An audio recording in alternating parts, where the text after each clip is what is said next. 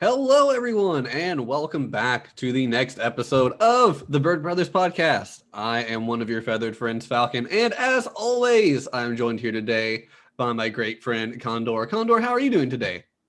Yes, I am doing actually fantastic. And boy, Falcon, let me just say I am excited to be here talking about our topic for the day. That's right, your own talent buddy, Condor, is here to talk about one of the probably the best animes I have ever watched in the longest of times. A hidden gem that we like to call March Comes In Like a Lion.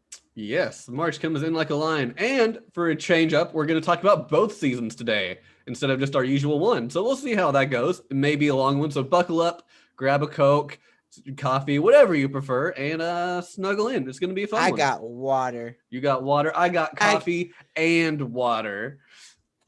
Aren't you a gamer? So, that's how it is. But anyway. Let me start real quick. Okay. Sorry to cut you off. You're good. The reason how I'm the one who recommended this anime for this week, and how I found this anime is I actually was just looking for an anime. This is when I worked at Burger King. I was looking for an anime to just like watch on the bus because my bus ride was like good enough for like one episode of anime, so I could always just like bang one out every time. And I'm like, hey, let me watch this one. And it was March Comes In Like a Lion. And I just started watching it, and I like really just fell in love with it. I think I watched it about 2 years ago. Yeah, because I worked at Burger King 2 years ago. So I watched it 2 years ago, and I really just loved the characters and loved everything about it. And I was upset that this anime wasn't as popular as it should have been. It has a good story. It has amazing characters, amazing visuals, amazing music that really helps you feel emotional. The openings and ending themes are the ending themes are okay. The openings are amazing. We'll talk more about those later. But basically, all in all, this is a really good package. Wouldn't you say, Mr. Falcon? Yeah, so I was on PTO this week, and I'd taken it off because I wanted to have a week with my PS5. And I ended up spending my first 3 days just watching the entirety of the show and not caring that I had a PS5 sitting on my entertainment system. Like, this way. It's right there. You can see it. But I was just, I ended up watching. It was great. One of the best ones I've seen in a while as well. I feel like it's getting more popular over the years. I feel like I constantly see more people bring it up whenever I hear anime discussions. But yeah, it's still not as well known as a lot of others that are similar to it, I would say. If this anime would be classified under anything, I would classify it as a hidden gem because it is very good, but not many people know about it until they actually take the time out of their schedule to like get acquainted with it, And Right. Unfortunately, the manga also is not localized over here in the West, so you have to read it online or just watch the anime, which is really sad, yeah. You can find the anime pretty much anywhere, and it's on Netflix. The dub is, at least that's where I watched it. I know it's probably isn't on a few other places like Crunchyroll or Hulu or High Dive, some of those. I think Crunchyroll for sure. I'm not sure about the other two. I watched it on Crunchyroll. Okay, yeah. So you can always watch it there. Fairly accessible to most anybody. You said it was on Netflix? Yeah, I watched it on Netflix. Oh, I didn't know that. I thought that's cool. Yeah. You watched both seasons on Netflix? Yep, both are dubbed. Wait, what? Yeah. Oh my god! I actually did not know this. Today. On Crunchyroll, only season 1 is dubbed. I did not know that. Yep, both seasons all dubbed. I just learned something new. Now I have to go rewatch the anime dubbed. So You're welcome. I watched it subbed. I think Falcon here watched it dubbed. So we both have differing opinions. I did watch the first episode dubbed, and I mean I kind of liked it, but I'm like I really like the sub a lot more. So I'm gonna go and rewatch it that way. But if I ever go to rewatch it for a third time, I can just watch it dubbed on Netflix. The dub was good. I'll say that. It wasn't a bad dub at all. Trying to think if there's anybody who like was annoying in the dub, but I'm not really thinking of anybody. All the voices were pretty solid. I actually don't. I think the person who did Rey I'd heard before. Let me look it up really quick. I actually looked it up. He's not very popular in some for his dub. I'm talking about his sub. I don't know about his. Oh yeah, I tried looking it up before because I couldn't remember who everybody was. But even the behind the voice actors page only lists Hinata and Kei. And Rey is maced by Koi Dao. I don't know if I'm saying that correctly. Yeah, and he's not. Yeah, I think he did some voices in some things. Yeah, he's been in a lot of video games. He's been at Cells at Work. He was Cancer Cell, Zenki Zero, Gundam Build Divers, Sword Art Online, Alicization, I Want to Eat Your Pancreas, Testament of the New Sister Devil First. Whoa. Whoa. Whoa, totally bought it. Are the Beginning, March Goes with the Lion. He was in one of the Fate series. Fire Emblem Heroes, he did a couple characters. But otherwise, yeah, like Fantasy Star Online, he did the voice for a couple NPCs, that sort of thing. Not very big. And the girl who played Hina is in Genshin Impact, Misfit of the Demon King Academy, Shantae, the Seven Sirens, Ghost in the Shell, SAC, Isekai Quartet 2. She did Amelia. What? Yeah. She's the dub voice for Amelia? For at least Isekai Quartet. I don't know about actual Re:Zero. I don't know if they would change that. I don't know. Actually, I never watched the Isekai Quartet. Rosa and Pokemon Masters. I didn't know Isekai Quartet. She was also in Cells at Work and Gundam Build Divers. Death and Request. She did the main character. God Eater 3, Konosuba, God's Blessing. All right. Yeah. So fairly well known. We're already getting off topic a lot. Yeah. We have a lot to talk about, Mr. Falcon. How dare you talk about voice actors? But the voices are really well done, even in the sub. I haven't watched the dub, but the sub, you could really feel the emotion of the people in it. You can really feel like everything they put their all into it personally. Now this series was written by a person called Chika Umino.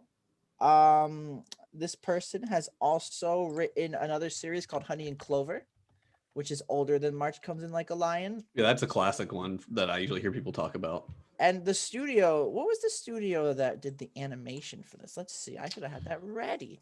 Shaft is the one that did this one. So they did Mikaku City Actors. What else have they done? They've done other stuff of note, but I can't think of what they were right now. I just want to say the visualization for this anime was amazing. I feel like they did a good job. Yes. The only thing about the animation that bugged me, and I got used to it, it's a very minor complaint. The way they did the mouths, if their mouth is closed, it's like bigger at the end, so it always looks like they're slightly open, and it bugged me for a bit. Just a personal thing. But the rest of it's nice. A lot of the backgrounds look like they're like a watercolor painting he's walking through, which is always really nice. Let's see. Nisekoi? Oh, wow. They did Nisekoi, Madoka Magica, Hidamari Sketch, Bakemonogatari. I think they've done all the Monogataris actually. Yeah, they're a very well-known one. They also did Nagima. Any others of note here scrolling through the list really quick? Arakawa Under the Bridge. I actually like that series as well. Yeah. Yeah. So fairly well known. You've probably heard of them before. If you are a freaking anime watcher, you most likely have heard of them by now. But yeah, they did an amazing job. They used like watercolors to like really represent stuff, and it's just like the feelings and the emotions are displayed really well with the visuals and everything. Really well done. Amazing work. And have we actually even read the synopsis yet? We have not. All Allow me to read the synopsis for this amazing tale. All righty. So the synopsis, our story. The series is set in Tokyo following the everyday life of a 17-year-old shogi player, Rei Kiriyama. The setting has been based on research that the author has conducted herself. Okay, that's not really a synopsis of the show. How dare you lie to me, Wikipedia. Rei lives by himself. His parents and younger sister died in an accident. He is estranged from his foster family and has scarcely any friends. Among his acquaintances is a family consisting of 3 sisters who also keep several cats. As the story progresses, Rei deals with his maturing as a player and as a person while developing the relationships with others. It's an okay synopsis. Basically, in my own opinion, it would go like there's this guy and he's a 17-year-old who is like a shogi pro player, which is basically like chess but a little bit more difficult than chess. And he is living on his own. His family died in an accident when he was young, and his other family didn't really care about him, so his father's best friend took him in to be adopted. But we'll get more into that later. But basically, he became a pro shogi player. He moved out and is living on his own, and he's like really depressed. Like he doesn't understand. He had a really horrible childhood and doesn't really have that much human interaction skill. Doesn't really have that much doesn't know how to like handle a lot of situations really well. So with the thanks of the people around him and the people that care about him, he becomes a better person. And as he grows as a person, as a player in shogi, it's just amazing. Yeah, it's very much a mix of like a slice of life and a sports shonen. Definitely drama too. It's definitely it has a lot of drama. But yeah, I mean, the story kind of has two modes, especially in the first season, not as much in the second. Like the first half of the first season is slice of life. Here's this pro shogi player interacting with this family of sisters.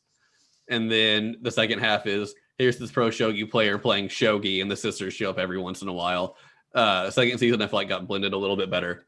But that's kind of the main three kind of genres it encompasses in the show. All very well done, very well intermingled. They all relate to each other super well. And by the way, there is also a live action of March Comes In Like a Lion as well. I should try to find that. That would be fun to watch. It came out in 2017. Works. Oh, that's okay. All right. But yeah, originally we were just going to do season 1, but my friend here, Falcon, decided to watch the whole first 22 episodes in 3 days.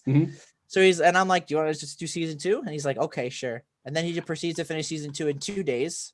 Yeah, I think I literally watched like the last 2 on the second day. I watched pretty much all of season 2 in one day. And I was like, I got to go to bed or I'm not going to remember anything. So I just went to bed and finished it in the morning. Yeah, I liked it a lot. But that's basically the synopsis. So we should get into characters. All right. Of course, I assume we're going to start off with our man Rei, the main character of the show. Yes, Man Ray from SpongeBob, of course. Man Ray, yes, yes. And every anime is not complete without Man Ray. Yes. So this anime has a lot of characters. I'll just say this right now. What this show really does well is it really makes a character really well. Like you will definitely love at least one character in this show, no matter what. If you were to watch it, you'll find yourself probably relating to a character or feeling for a character. Hell, there's this character who just shows up like once or twice. He gets a little like side story, and you actually feel for him because of his pigeon. He basically is like a pigeon. Back. Yeah, Silver came back. He basically he takes care of pigeons, but one day one of his prized pigeon doesn't come home, and he's like feeling emotional, and like you could understand like his point of view and everything, and then eventually his pigeon comes home. And I remember I read the comments for the episode, and people were like, "How dare this anime make me feel about a pigeon? How dare it!" Yeah, so that character, he was a pro shogi player, and he held one of the titles that you can have. But he was a shogi player, but he also raced pigeons. So he had all these pigeons he was training up for these races, and his favorite one went on a race and never came back. And so he didn't know what happened to it. Then after the match for the title concludes, his pigeon shows up randomly out of the blue one day. It was really nice. Yeah, but otherwise, we should probably get into Rei before we get sidetracked with the hordes of side characters that really aren't that important and make this a 5-hour podcast. I wouldn't be fine talking with it for 5 hours. I doubt many people would listen that long. No, I would, but I really love this.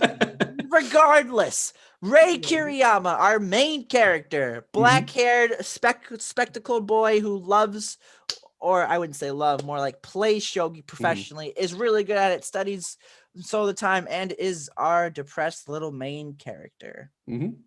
Yeah, so he is depressed. We said earlier he had kind of a bad family life. He was bullied a lot as a kid, so he didn't like interacting with other kids. So he just kind of played shogi with his dad to pass the time, which got him really good at shogi really quickly because his dad was also a professional shogi player for a little bit.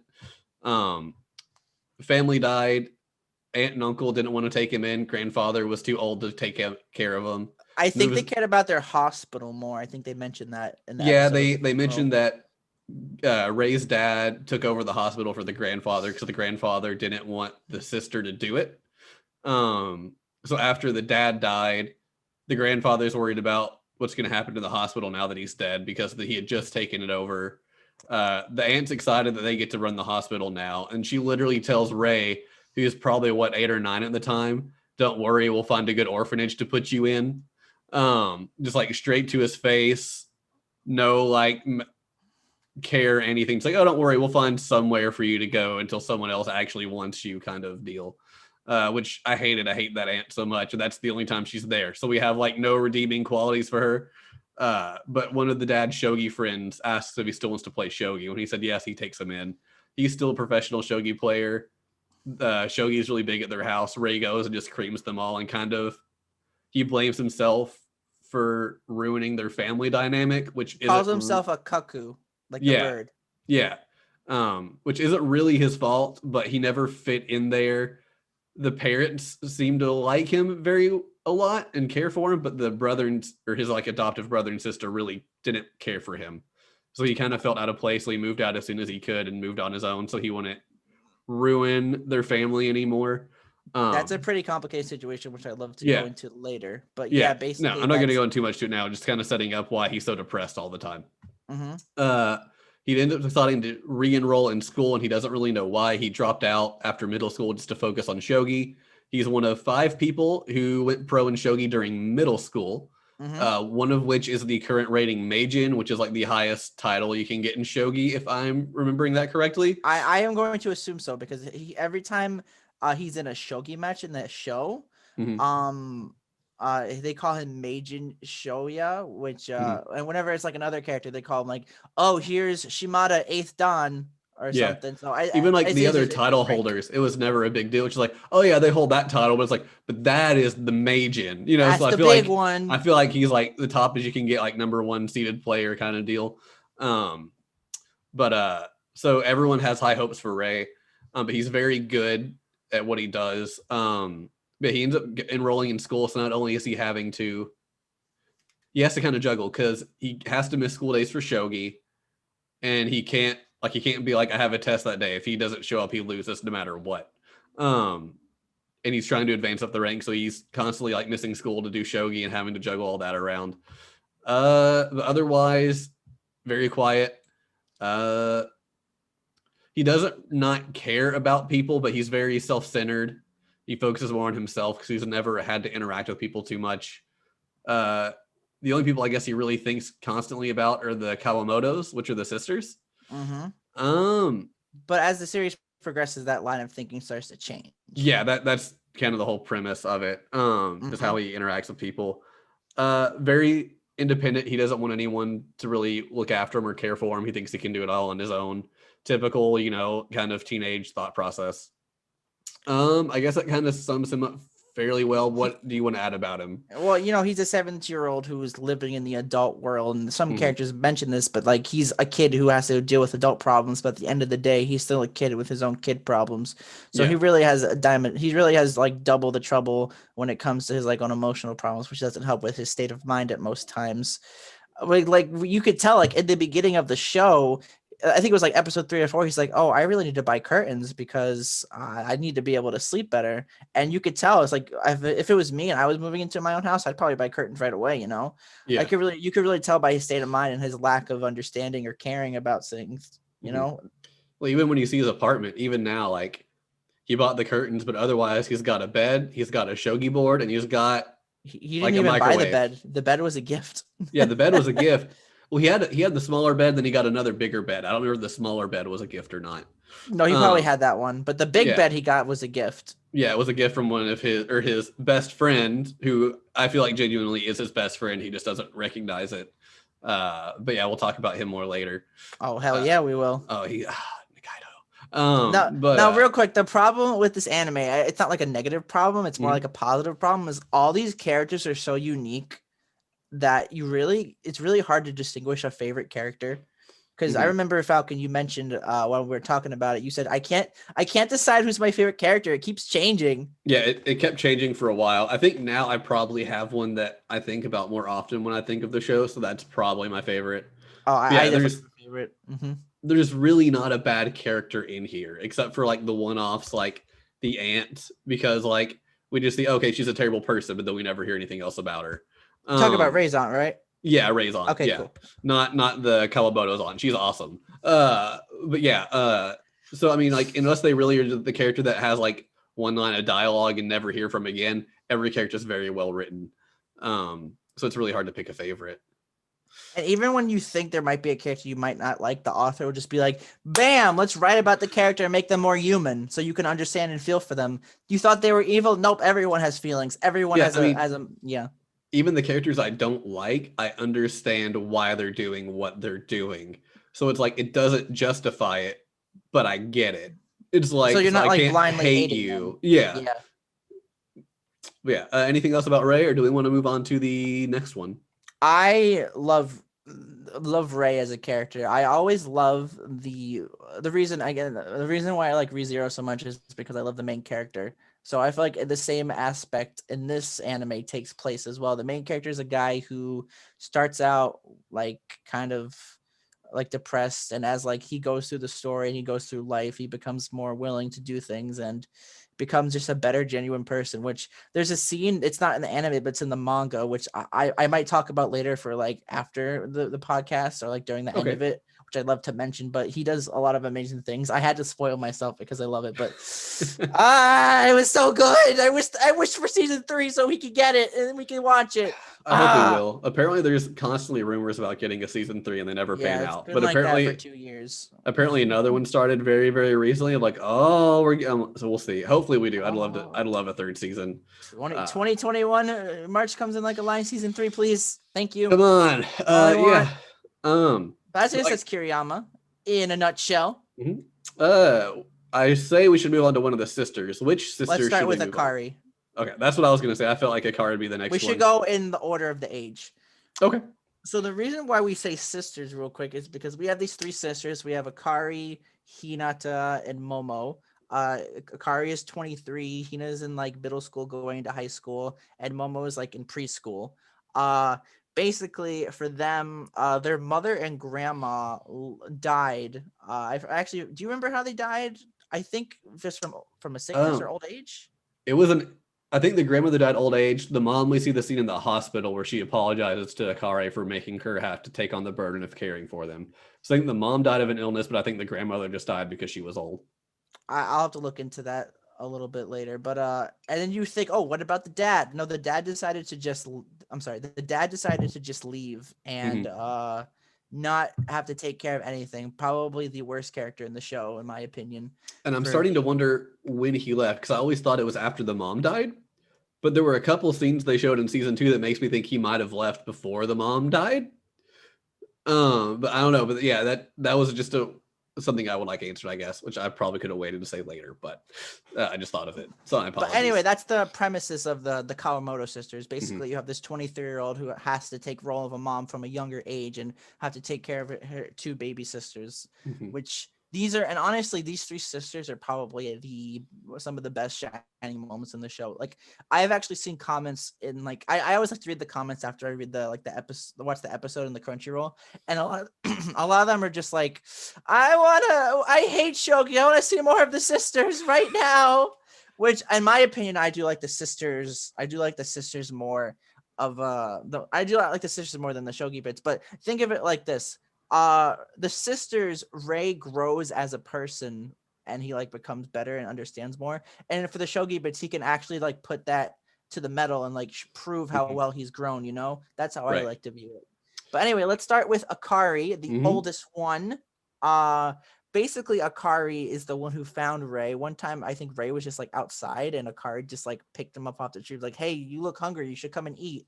And ever since then, she's been inviting him to have dinner with her family ever since. She is a very caring person, very beautiful. She works part-time with her grandfather, oh my god, the grandfather. She works part-time in like his sweet shops, but also she works for her aunt in like what type of club is it? Like it's a hostess club. Hostess club, yeah, okay.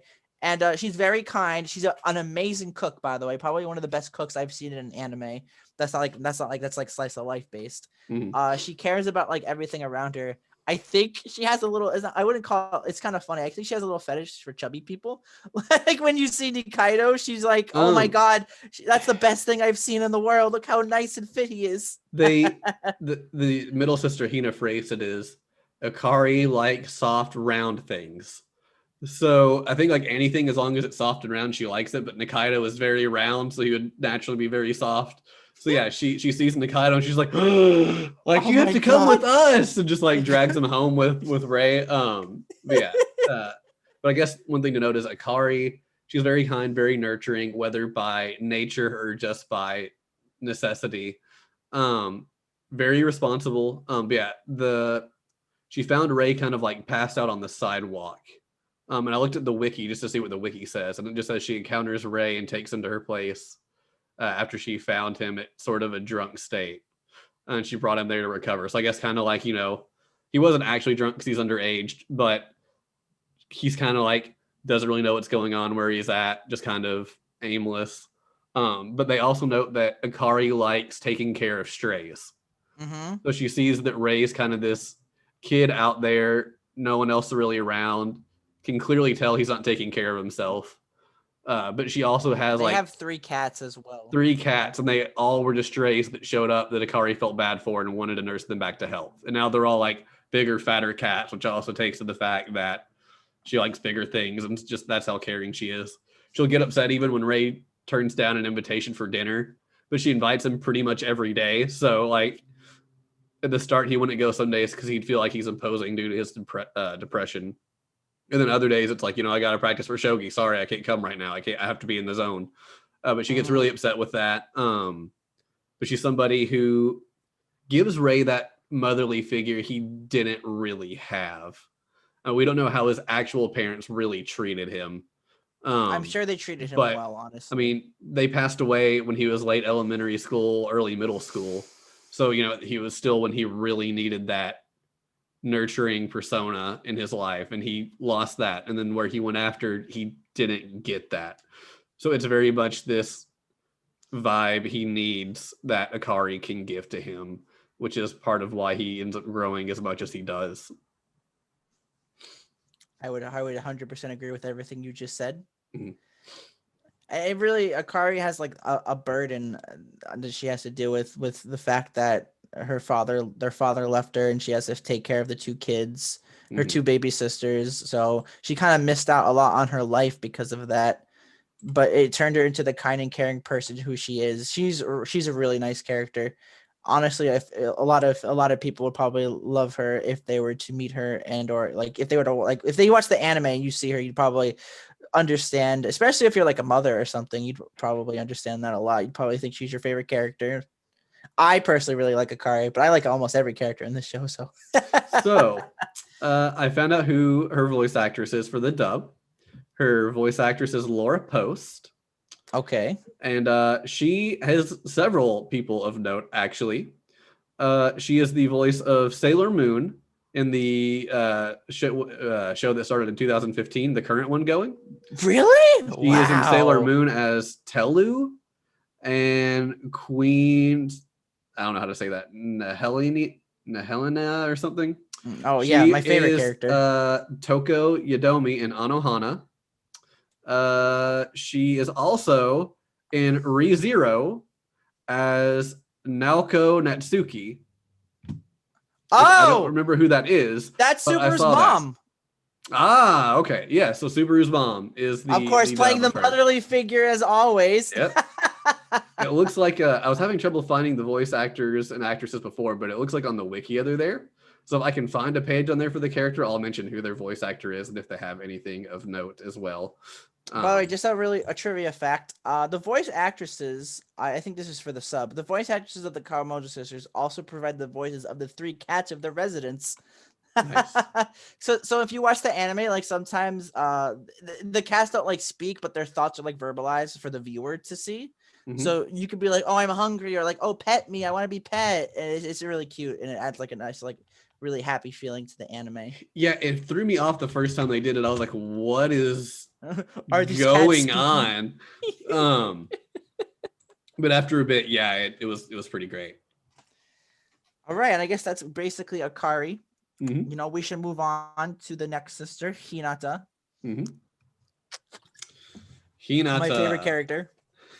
Probably. She's one of my favorite characters. So Hinata is the middle-aged sister. She's in middle school at the start of the show. She is very lively, very caring. She's obsessed with the sweet shop. She loves designing and coming up with new sweets to have. Mm-hmm. Her dream is to run a sweet shop when she's older. Yes. I think they and not even take over the family sweet shop. She wants to have her own sweet shop. Mm-hmm. Which I mean, she might change that later. But yeah, that's her current goal. Is she wants to run her own. Hinata is the middle child of the Kawamoto sisters. As we mentioned, she's very energetic, but she's like, how did Rei describe her? She's like She when she's angry, she's angry. When she's sad. When she's happy, she's happy. She goes like 100% with her emotions. So, but she's definitely the best character in my opinion because she is very determined to see a lot of things through, especially with what she does in season 2, which we'll get into more later. I'm oh my god, she just She and, but like easily when I season can't 2 talk she's shown about really hard. there's a scene where it was like in the beginning of season 1 where like Rei remembers his little sister and he starts crying, so he's like stays away from the Kawamoto Sisters for a little bit, and then there's this scene when they're in like the McDonald's of the show and she just like invites him like, hey, you should come have dinner with us, but even though her sister's like, you gotta give him some time, but she's like, nah, screw that, I'm inviting him to have dinner so he can be happy right now, and he did that, and it was just really like nice and touching to show that like, she really cares about him a lot.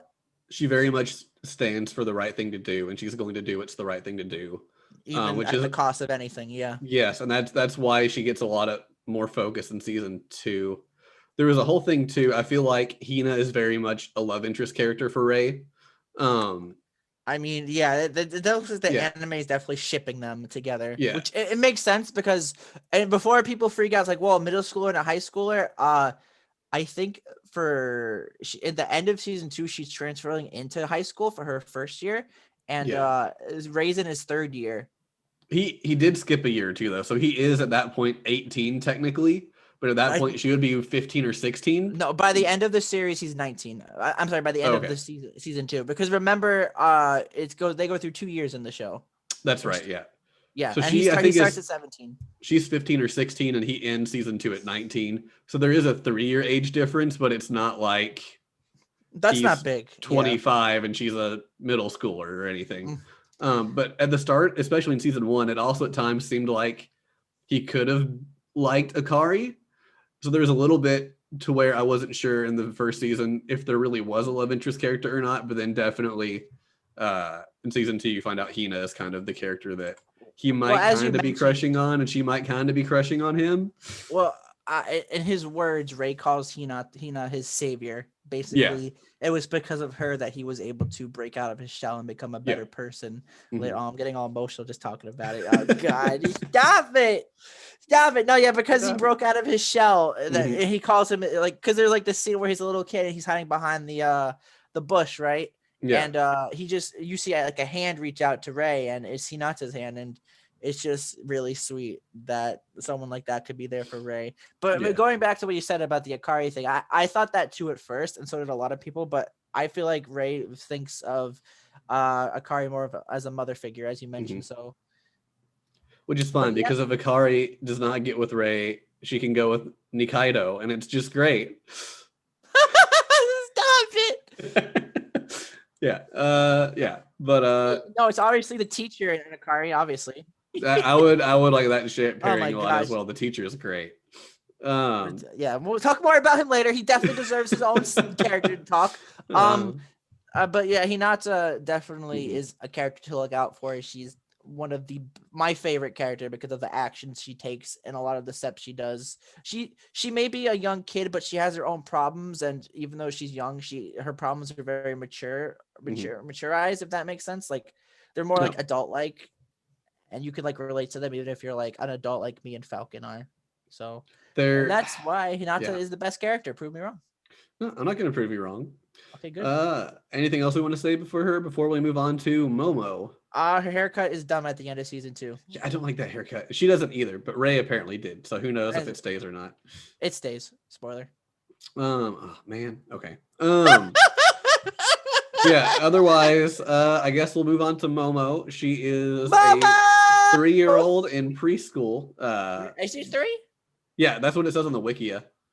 Oh, really? I thought she was 3. More like 5 or something, but I guess it makes sense. I thought at one point they'd said 4, and I was like, maybe that was season 2. Maybe she was like 3 in season 1 and then 4. I don't know. But yeah, she is your typical 3-year-old girl. Very naive, but that's not because she's dumb. She's a 3-year-old. What do you expect? Otherwise, she's very cheerful, very happy-go-lucky. Always like in a mood to help out. She always wants to play with Rei, so she gets sad when Rei's not over. Otherwise, I mean, she's a 3-year-old. You know, what do you expect a 3-year-old to really do? Yeah, I don't know how her voice in the dub was, but in the sub, it's the cutest thing. You need to do yourself a favor, Falcon, and listen to like one of her clips as a sub Okay. because, like, oh my god, it's like the cutest thing in the world. Every time she talks, I literally almost, I have like such joy in my heart. You know, Mhm. she literally brings joy to me. She's not even a real person. It's great. Oh my Yeah, gosh, it's the so dub cute. voice was cute. I would be interested to see how the sub voice is. It doesn't even list a voice actor for her here, so I can't like look it up to give you any sort of like idea who it was. But yeah, Momo's there to kind of be more comedic relief at times, or to really, I feel like she enhances the scene. If there's a sad scene, like if there's a scene where something kind of like more sad's going on, they'll use Momo to start crying to make it worse, or they'll use her to say some sort of like one-liner to kind of make a little comedic twist to it. There's one part in season 2 that I like a lot where they're trying to come up with a new sweet design to sell at the shop. It's like summer, so they're wanting to make like a jelly themed thing. And so they're like, well, we're going to do something about the river. That's what we normally do. And the grandfather asked Momo what swims on a river in a river. And she says a duck. But then they're talking about having the duck sitting on top of it might be bad since it's jelly, because if it's melted at all, the duck could just fall off and it wouldn't be there. And he's like, you're right. Momo, what's something that splishy splashes in the river? And you just see like it zoom in close up on Momo's face. And she's like, And then she says, my sandal. And then you My have this sandal. flashback to where Akari's carrying her and her sandal falls into the river. And she starts crying. And Akari's like, it's fine. We'll get you another sandal, whatever. And the grandfather, like, Akari just kind of looks at her like, that's not going to work. And the grandfather's like, that's a genius idea. And you see like his like designs for this like sandal sitting at the bottom of a river. But just the way they delivered the line in the dub and just Momo's face when she said it, like she had the best idea ever. And the way the grandfather, it was great. I loved it. She has tons of little moments like that. But she does have the Basically, moment. yeah. Yeah. But the moment we talked about earlier, there's this time where Akari can't pick up Momo from preschool. The grandfather's at work and Hina has a club. So they ask Rei if Rei can pick up Momo from her preschool and walk her home. And she trips on the way going home and scrapes up her leg. Uh, and so Rei gets her home really quickly. But the way she was acting gave Rei hardcore flashbacks to a time when his little sister got hurt or scraped her leg, and he had to kind of look after her. And he stayed away after that for a little bit because he just couldn't get over it. But he kind of freaked out after he kind of took care of the situation, benched her up, all of that, but then kind of wasn't good for a bit. There's also the scene where it was the transition between the beginning and end of like the first part and the second part of season 1, where they want him to like they want Rei to stay. Hina and Momo want him to stay so they can do like a puzzle, but he's like, no, I have to like go study for like a match. It's super important, like when he was gonna fight Goto. And Momo's like, Rei, do your best. And it was just so cute and wholesome. It She's really the best child in any anime, probably, in my opinion. I feel like nothing can be as cute as her. she's the best child in anime because a lot of other anime, it's like, oh, they're the kid. They just kind of didn't put effort into it. Momo feels like a real 3-year-old kid. If you've ever been around a 3-year-old kid, Momo acts very realistic in that regard as to how she acts with people and interacts and whatnot. Even there's an episode they went out to eat, and on the way back, she says she has to pee and wants them to hurry. So they're trying to run back as quick as they can, and she keeps, like, I don't know that I can hold it. Someone needs to carry me. And like, well, Momo, we can go. They're passing a park, so we can go in the bathroom in the park. No, I want to go at home. So like they're trying to like just even like small little details like that really don't enhance the situation at all, but they're just there. Like I've had friends who had kids who are like, like, no, we're not doing, no, it has to be here. But yeah, she's great. It's basically realistic, and it adds a lot of moms again will probably be like, oh, that's just like my child, ha ha ha ha. Yeah, It's great. Momo's are great. All the sisters are great, and basically that's what makes the Kawamoto sisters probably the best characters in the show to a lot of people. They're very realistic. Very realistic. All right, moving on. Let's talk about our favorite best friend, Nikaido. Ah, Nikaido. Nikaido. All What right, do you think so about Nikaido? Nikaido is the self-proclaimed rival to Rei. He is also Rei's self-proclaimed best friend, as in Nikaido says that he and Rei are best friends. Rei doesn't think that way, especially at the start, maybe towards the end a little bit. Definitely towards the end, I would say. But Nikaido has considered Rei his rival since elementary school when he and Rei fought in this championship match for like a children's yogi tournament. They were in the finals, they were fighting together. Nikaido is very sickly. He has some sort of disease that tires him out easily. And they're on like a department store roof in like 90-degree weather or something like that. And Rei just demolishes him because he can tell that Nikaido's needs to get inside to cool weather or else something bad could happen. But that only fueled Nikaido to want to beat Rei to any extent. And he appreciated the fact that even though he could tell Rei knew he was sick and needed to get into a cooler environment to rest, he didn't want to give up. So Rei pressures him to become a better shogi player. And he likes the fact that Rei doesn't take it easy on him. Rei just tries to go all out with him no matter what. But because of that, he also understands Rei's personality, even when Rei doesn't really understand himself. But otherwise, he comes from a very rich family. He's got a lot of money. Short, chubby. I'm trying to Very look energetic. on the wiki, and I'm trying to find things, but only thing I can tell about his disease is it says it's an incurable disease or he's chronically ill, which has contributed to his obesity. I think it's like an organ thing or something. I have no idea. Yeah, I think so too. They never go farther into it except that he has a disease and it's uncurable. But even like the Shogi Association knows about it, but they can't give him like special treatment. So like there is one part where you find out he was hospitalized for his disease and he had to miss matches, so they just counted his losses because he didn't show up. No fault of himself, he couldn't be there. But otherwise, he's very energetic. He's very supportive. He's a terrific teacher. We find out he made the picture book with the cats and the shogi. It's just the cutest thing ever. And that was great. Like, so there's a part where Rei and Nikaido had met up at like the shogi hall or something, and they're deciding they're going to go get food. So they get on their way to get food. They run into Momo and Hinata. And Momo just freezes like stars in her eyes and calls him Totoro. And thinks she calls him Botaro, but it's supposed to be Totoro, especially when they talk about what they're referencing. She thinks he is Botaro and just like runs up and jumps on him and hugs him.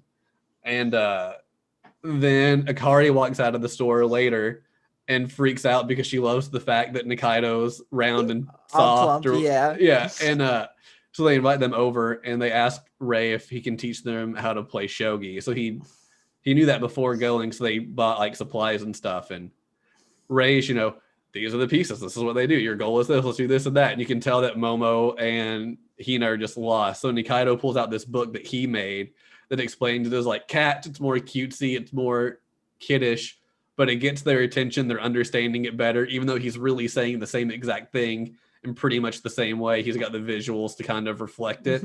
Cat pictures. Can't go wrong with cat pictures. Yeah. And I think my favorite thing that came with it is the next few episodes. Every so many minutes, they have some shogi song talking about the different pieces and what they do. And they've got like a CG animation of the cats doing it. Was the song in English for you? Yes, it was in English. Oh, was it really? Oh, because in the sub, it was in Japanese, but there was no like translation. Oh yeah, it was in English on the dub. So if you find those episodes, you can go back and watch them again. I think that was like around 7 or 8. I don't remember. It gives me a reason to rewatch it because Yeah, that's where he talks about. He introduces himself as Kiriyama's best friend and rival, and they're gonna have. He constantly talks about he wants to have this really fierce rivalry with Rei that's known throughout the ages of shogi, and they're going to be great together, and no matter what, they have to constantly fight each other in the finals, and it's going to be great, and they're going to be awesome. And you find out because of his disease, he wants people to remember him in case he just randomly, in case like it turns for worse and he leaves. So he's even like, he's constantly trying to make new shogi moves so he can have a move named after him. Just that sort of thing, because he doesn't he's enough of a people person and he can't get to be around people enough. So he wants people to know about him in the future to like set his mind at ease. He's got a servant that stays with him everywhere he goes as like a caretaker, which I don't remember his name, but he's terrific as well. There's literally one part where Hanaoka, and the first time we meet Nikaido in the show, he's by himself, and Rei even says, "Where's Hanaoka?" And he's like, "Oh, he's worked so hard all these years and never taken a day off, so we paid for him to go on an 80-day cruise." And so you see like a thing of him getting on there. "Oh, thank you, young master. This is terrific. I'm so happy." And you find out he only stayed like a couple days and then he left because he just couldn't be away. He was too worried about what happened to Nikaido while he was away. So he put his wife on the cruise instead, so the wife could have this nice vacation instead of him. But he's a terrific guy. Honestly, probably is Nikaido's best friend, even though he's, a hired assistant for him. But he's great. And Nikaido is obsessed with shogi because it's the one thing he can still do in the hospital bed. He can still sit there, study shogi, play shogi. He can't go out with kids and run around and do whatever, even when he's not in the hospital. That's too rough on him. But he's a terrific guy. He's very much a very caring and very passionate person. So even there's one time where he's commentating on a match that's being televised and Rei isn't playing like himself. And you find out later on the televised performance, he's calling Rei out like, "What are you doing? You're not playing like yourself. Be defensive, be cautious. You're losing and making bad moves because you're trying to play like him." And just calls him out. And you find out later he got so active and riled up, he had to leave right after that match because he had to just leave. He made himself sick. But he probably is still my favorite character at the moment. He's the person I think about the most when I think of the show. So you're saying Nikaido's your favorite character? I think so, yeah. I think he would be my favorite overall. That is honestly to contribute to the fact that Nikaido is definitely a very caring individual. He cares about Rei a lot ever since because in a way, I think they explained it that I might be wrong with explaining this, but in a sense, Rei saved Nikaido in a sense that Nikaido looks at it because he took him seriously, considering no matter like his circumstances and everything, he still took him seriously at all times, and because of that, he considers Rei his rival and his best friend. That's why when Rei was like super focused on trying to beat Goto, which we'll get into reasons for that later, he didn't even like focus on Shimada, who was the guy before Goto, and we find out that Shimada is actually not like his actual brother, but he took care of him like a brother. They had the same shogi master, so they're technically like apprentices of the same. Oh yeah, master. You're right. Sorry. Yeah. So he calls him brother like all the time, and he before like Shimada's match with Rei, Nikaido goes up to him. He's like, "Hey, beat the heck out of Rei. Make him come to his senses." He doesn't say that exactly, but it's like implied, which really shows that Nikaido really cares about Rei, even if he has to use brute force to make him understand that what he's doing is wrong in his actions. He's not like being himself. Yeah, well, that's because that's what Rei did to him. He was following the same behavior pattern as Rei when he was a kid, because he was just beating everybody until that match with Rei on the roof, where Rei didn't go easy on him and tried to put him out of his misery to get it done earlier, which only made Nikaido play stronger. He took Nikaido down a peg. Nikaido had to really think about how he was playing. How do you phrase it? I remember he got an attitude or he was too full of himself. And by Rei beating him, knocked him down a peg and made him re-observe himself. And he realizes Rei's following that same path and he needed somebody to beat down Rei. And he knew he couldn't do it, but he knew Shimada could.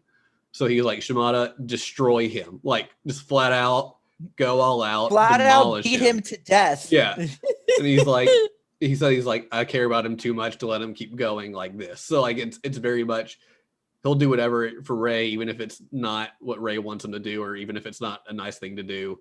But he knows Rei needs it, so he's gonna try to do it or get somebody to do it for him as best as he can. And I'm going back to what you think. You feel like Rei doesn't really accept Nikaido as his friend, but I feel like he really does. It's during the newcomer tournament where I feel like it all changes for Rei. That was season 2, though. I feel like at the start he didn't. I feel like by the end he does. Well, obviously in the beginning he doesn't, but as the show goes on, he does. But like the moment when you finally realize that he might actually accept Nikaido as like a friend is when during the newcomer tournament where Nikaido loses because of his illness, and it's the moment where Rei's about to play a piece and he stops and he hears Nikaido's voice, and it's like the scene from when like the commentary like, hey, watch what you're doing, be cautious, right? Yeah, and he says like play like yourself, and you see Rei swap whatever piece he was gonna move or take and that's probably one of my favorite scenes too, because I remember when I first watched the anime, I actually teared up a little bit in that scene because it's really sweet to see him is actually taking Nikaido's words to heart. And you find out at the end Nikaido's watching it, and he realizes he did, and he said, "I think that's because of me." And he realizes that Rei's paying attention to him and is taking his advice seriously, which just makes Nikaido elated. But yeah, that was great. Anyway, Nikaido is a great character. Falcon's favorite. Yeah. One of my personal favorites, maybe. I don't know. They're all my favorites. I love this freaking show. They're all really good. It makes picking a favorite hard. Let's move on to the next character. Let's talk about the teacher. Let's talk about Mr. Hayashida. Mr. Hayashida. Mr. Hayashida. All right, I'll start with this one. Mr. Hayashida is probably one of the best anime teachers in anime history. You cannot prove me wrong on that. This is the guy who literally he wants to be popular with the kids too, because there's always the scenes like in the beginning where he's like basically he's talking to Rei, and okay, I think I took this whole angle. I got too excited. Let me calm down. Mr. Hayashida, he's the best anime teacher. And basically he's a guy who cares about his students, but he also wants to be like really popular with the kids. He wants to be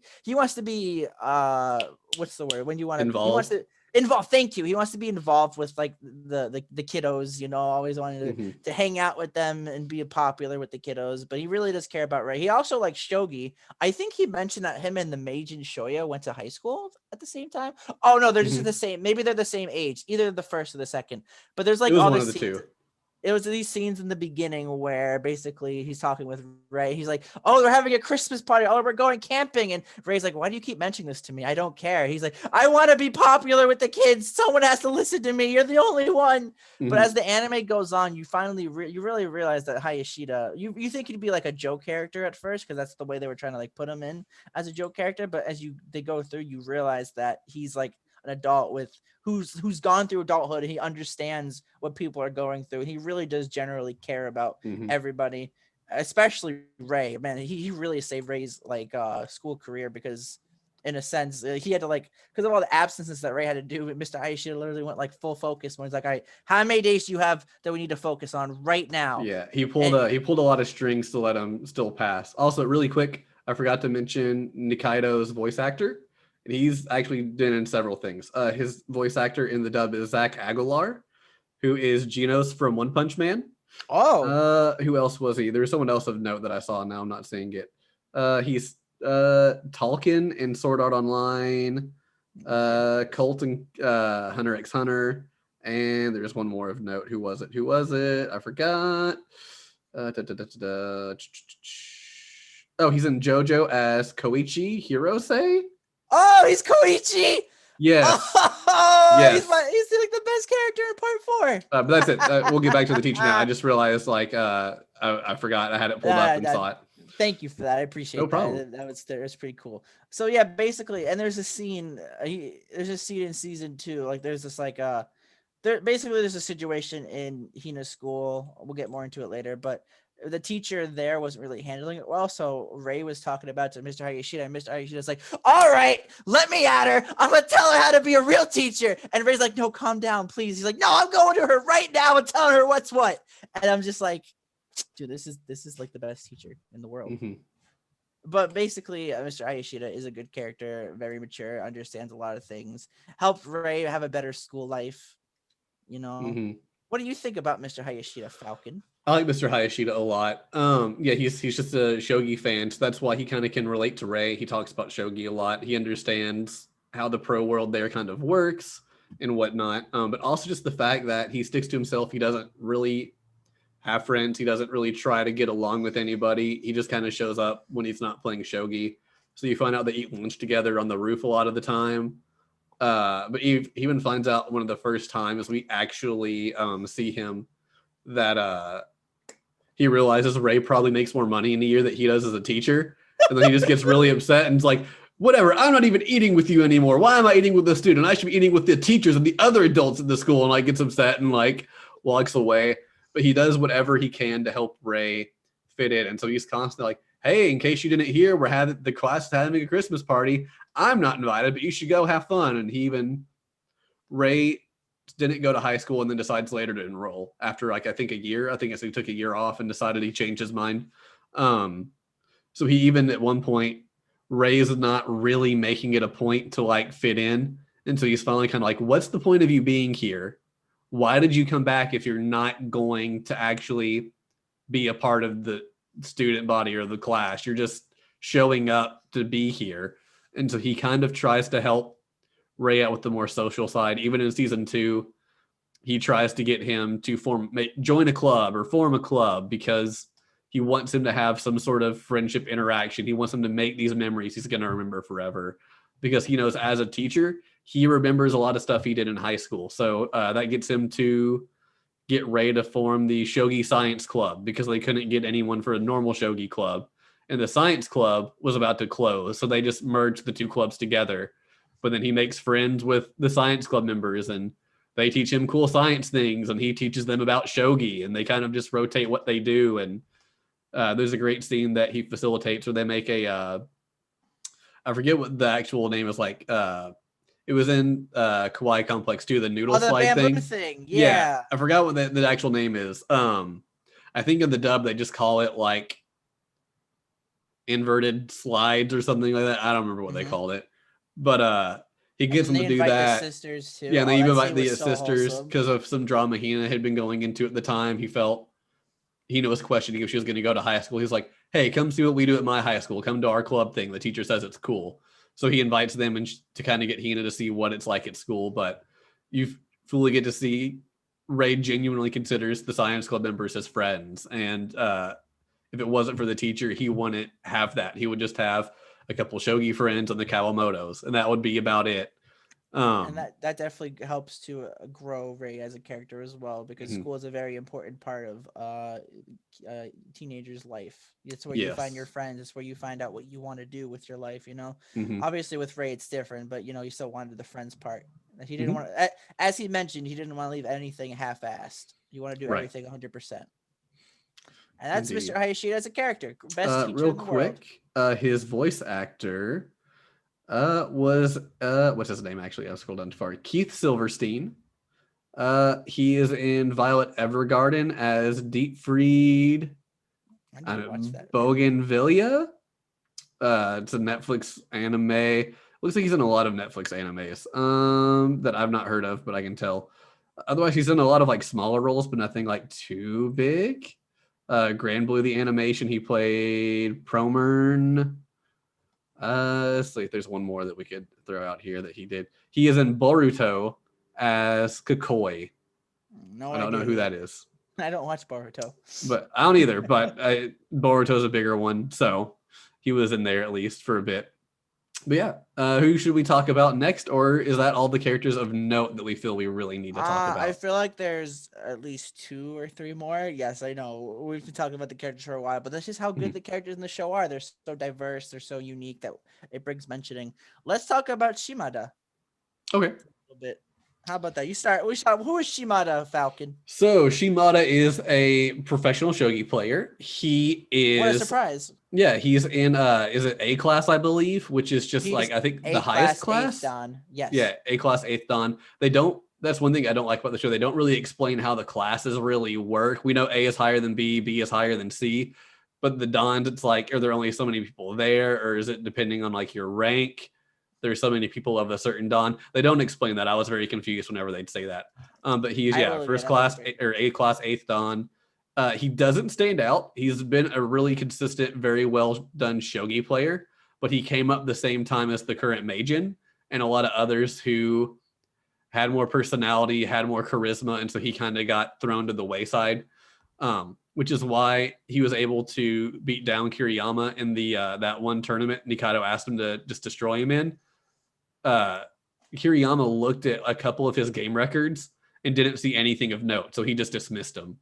And then he focused on Goto instead, who's this really well known, very intimidating player that Rey really wants to beat. Yeah, a lot of people don't really take him serious, or a lot of the newer people don't take him seriously as a competitor because they've never really heard about him. He's never won a title match. He's never really gotten to play in those matches. He's just kind of this guy who's been there for a bit. But otherwise, he has stomach issues, but he's very big on improving others. So he has the same mentor as Nikaido. He runs his own workshop with Nikaido, Rey, and I forgot the other guy's name. He's one of the ones that doesn't show up very often, but that's where essentially he invites them over and they just play against each other and they work through the matches. Okay, how could we have improved this? How could I have won? When did I lose? That's one thing I always like. They determine the exact play of when they lost the game. I always thought that was really fun and how they tried to work around it. Otherwise, he's very old looking for his age, probably due to his just health issues. He's apparently the same age as Shoya, which is the mage. Yeah, and Shoya looks like he's in his 20s. Let's see. I like Shimada a lot because he's like that nice mentor type for Rey and Nikaido in a sense, but also his character is pretty good. Growing up, he felt like he really owed everything to the old people in his town because they really gave him the support that he really needed to become a professional shogi player. So he feels like he owes it to them to come home with a title and become a master just for them. But unfortunately, so far in the anime, that has not happened. He has come close, but unfortunately, no cigars there. No titles, but he's a really interesting character who's gone through a lot and understands what Rey might be going through in a sense with his shogi aspect. You know, that's why he wants to help and invite him to the workshop and stuff. And I really do like Shimada as well. You'd really think when he was first introduced, he'd just be another like side character, but they actually go into more detail about him and stuff and give him more of a presence in the anime.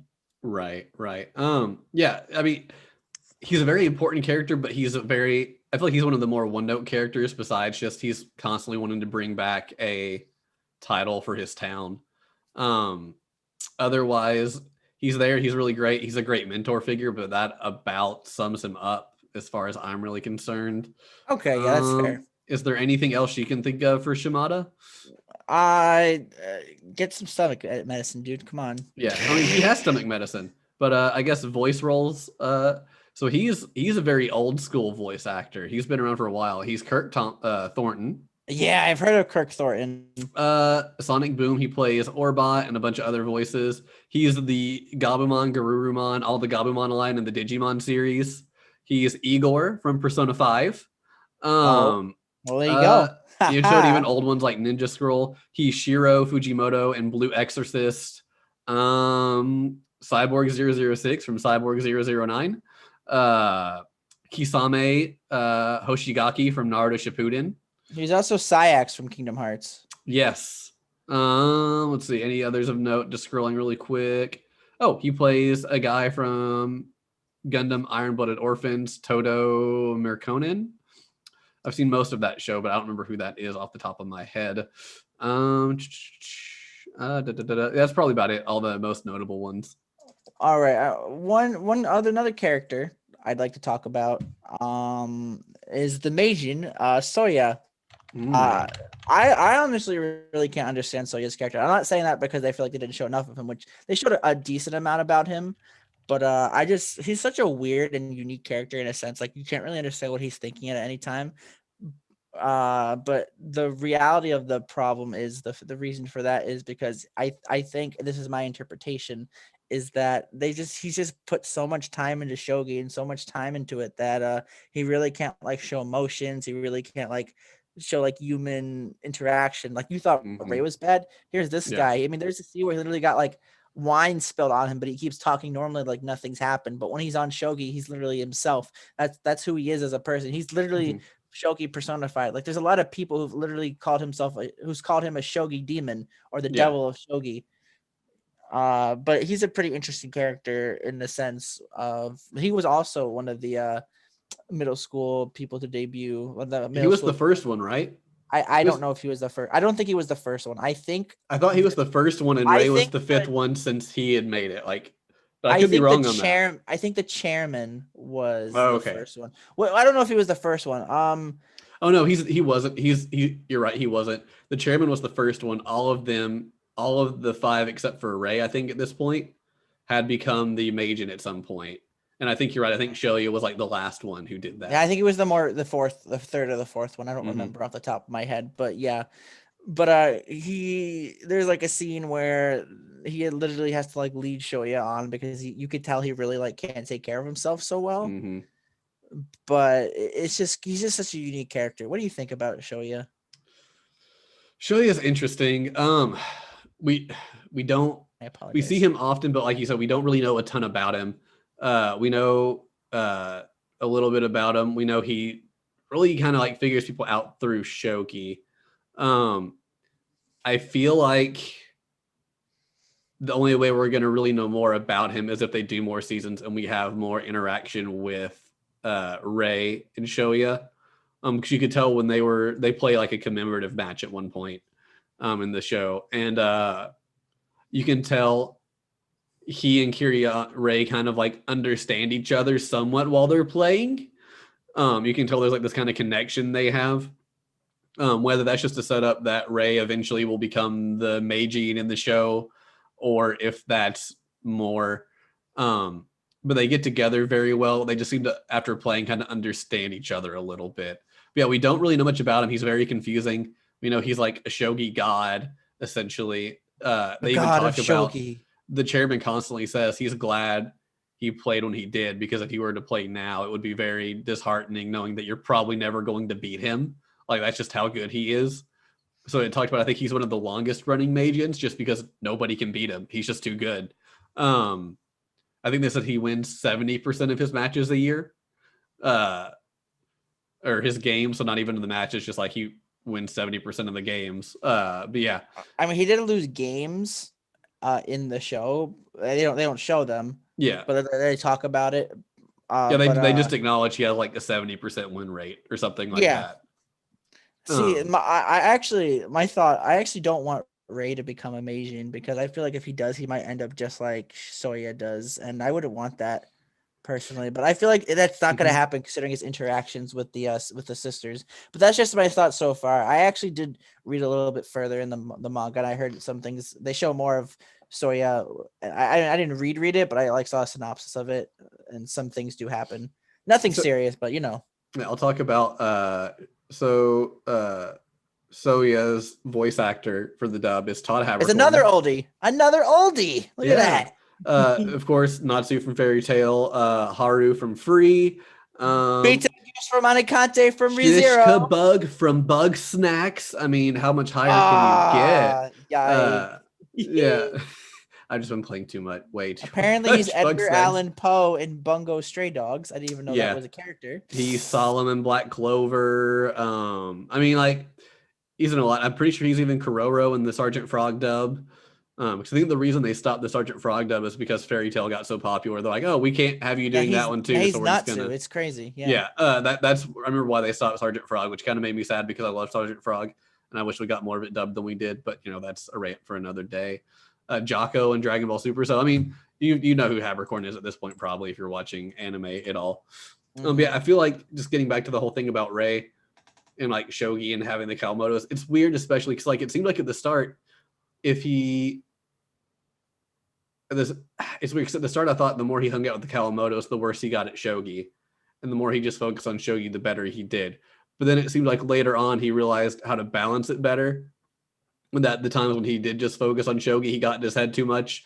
Yeah, that was just something that made me think of. But it's a nice balance he has to play, and I feel like that's kind of the pivotal part of the story, is how can he balance his shogi life to where he's not depressed all the time with actually having a normal life, which is an interesting scale to teeter on. And I guess that's enough about the characters. Yeah, I mean, otherwise we'd be here all day, which I would be fine with. But But real quick, we don't have to like go in depth about it. But what are some of your favorite side characters? I liked, was it Issa, the guy who's with Smith the guy a lot? Who we found like season 2. I'm sorry, episode 2. Yeah. The black hair, kind of spiky black hair guy. He doesn't show up much, but always like whenever he's there. What's the other side characters I really enjoyed? While you're thinking on that, I'm gonna say I really like Smith a lot. He's like the Mhm. blonde guy with the glasses. They don't show too much of him, but they show a scene where he's like, "So I'm going to, I think I have two options. I'm going to either go home or I'm going to the club with Akari and spend some money for her." And he goes just like throw a can in the trash can, but it doesn't miss the trash can. It doesn't go in the trash can. It goes beyond the trash can into the bush, right? So it's like, ugh.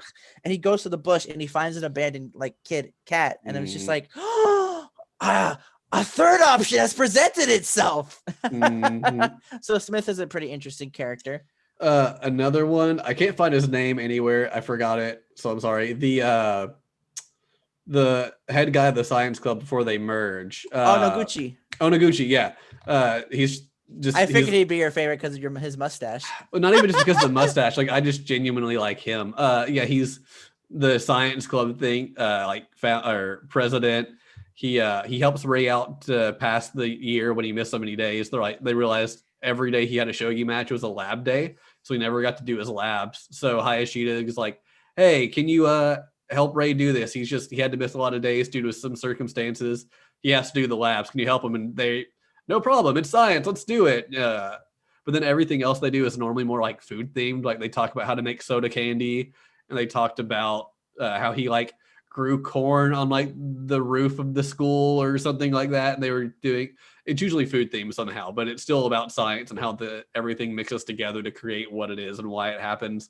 He was just a really fun guy, really overall just good character. I really liked the grandfather a lot. The The grandfather was grandfather great. was super good, and What's his he name? actually Like gets some more development Shomeji later or in the something like manga. that, I believe. With that arc I told you about, he actually gets some development. He's a good character. He really does respect Ray as well, and he's really caring for his three grandchildren as well. I liked Really good character. Shiho for what it was worth as well.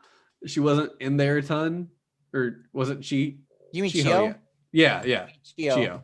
We'll get more into that later because I do want to Yeah, discuss that. but I liked her character a lot. Mm. Also I Takahashi's great.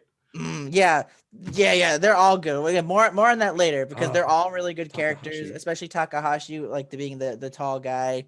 It was really nice of Ray to like tutor his grandfather and his father. I thought that was really nice of Ray because Takahashi always mentions how his grandfather was just like kind of like not moving around so much, and then Ray comes and starts playing shogi. He's like, "Yeah, my teacher, woo!"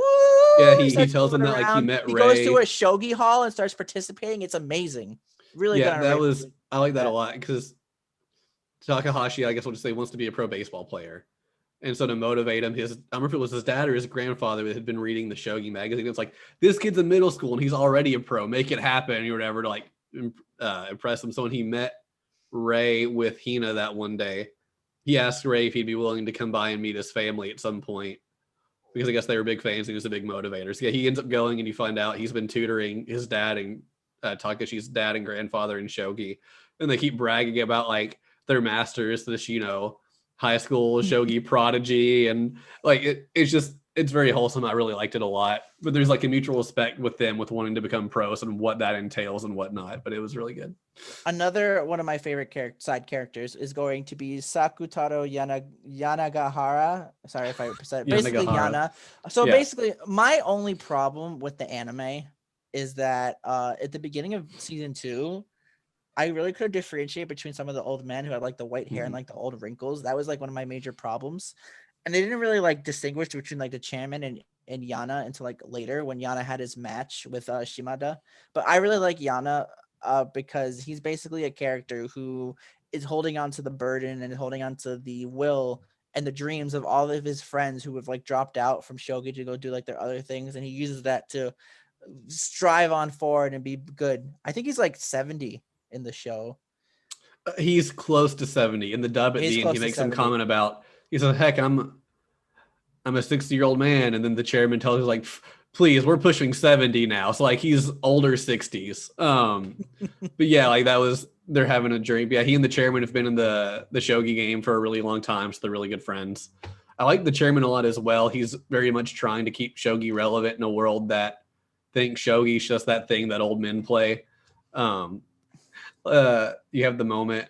Well, I guess I could talk about that in like a favorite moment later. Yes, But I get it. Every single character in the show is Great Falcon. We know. Yeah, And that's great, what's great. great about this anime, guys. Mhm. Basically, for the fact is, we mentioned at the beginning of the podcast, but if you watch this anime, you could be a kid, an adult, a young adult, or an old man, but you will relate to any character in this show, no matter how old you are, because it's for all ages. There's always a Mhm. character, whether young or small, young, old, small, big, and you will relate to them, especially the old men. The old men were very relatable. I actually, while I was watching the anime, I looked at the comments. I actually saw some comments saying, "Hey, it's like, hey, I'm a 60-year-old man, and I feel like this guy's mental struggles really relates to mine as an old man too." Mhm. Like, you can really tell that the author put a lot of effort into the thought process of all the characters, which is great. Yeah. Also, I guess we should move on to some fun facts, if you have any for this one. Oh, you want some fun facts? I want some do fun ya? facts, Condor. You do? Yeah. I don't got any. You don't got any? Oh, no I'm fun sorry. facts. The week yet is kind of a little bare. It is extremely Only, bare. I'm looking at it now. I mean, I'll mention it again, but the only fun fact is the Kawamoto Sisters in the sub also voice their cats as well. That's Okay. like a fun fact. Also, I guess for Rey's adoptive sister, in one of Rey's flashbacks of the third episode of the second season, the voice actor who voices Kyoko also voices Kyoko's little brother, Ayumu. I guess that's Okay. Also has Shion no Oi also has a character named Nikaido. Coincidentally, it is also a shogi manga. The two characters, though, are far removed from each other. Basically, I guess there's another shogi manga who has a character named Nikaido. Okay. Get that. Oh, here's a fun fact. Sangatsu no Lion, which is March Comes in Like a Lion, is also the name of a 1991 drama film. In the case of the movie, Lion is usually romanized as Ryon. Also, I looked up the meaning of like the phrase "March comes in like a lion." Well, the town is called Marchtown. Yes. So that's probably like why it's called like that. But yeah, it also what talked about how March is still technically winter at the start, but it's spring by the end.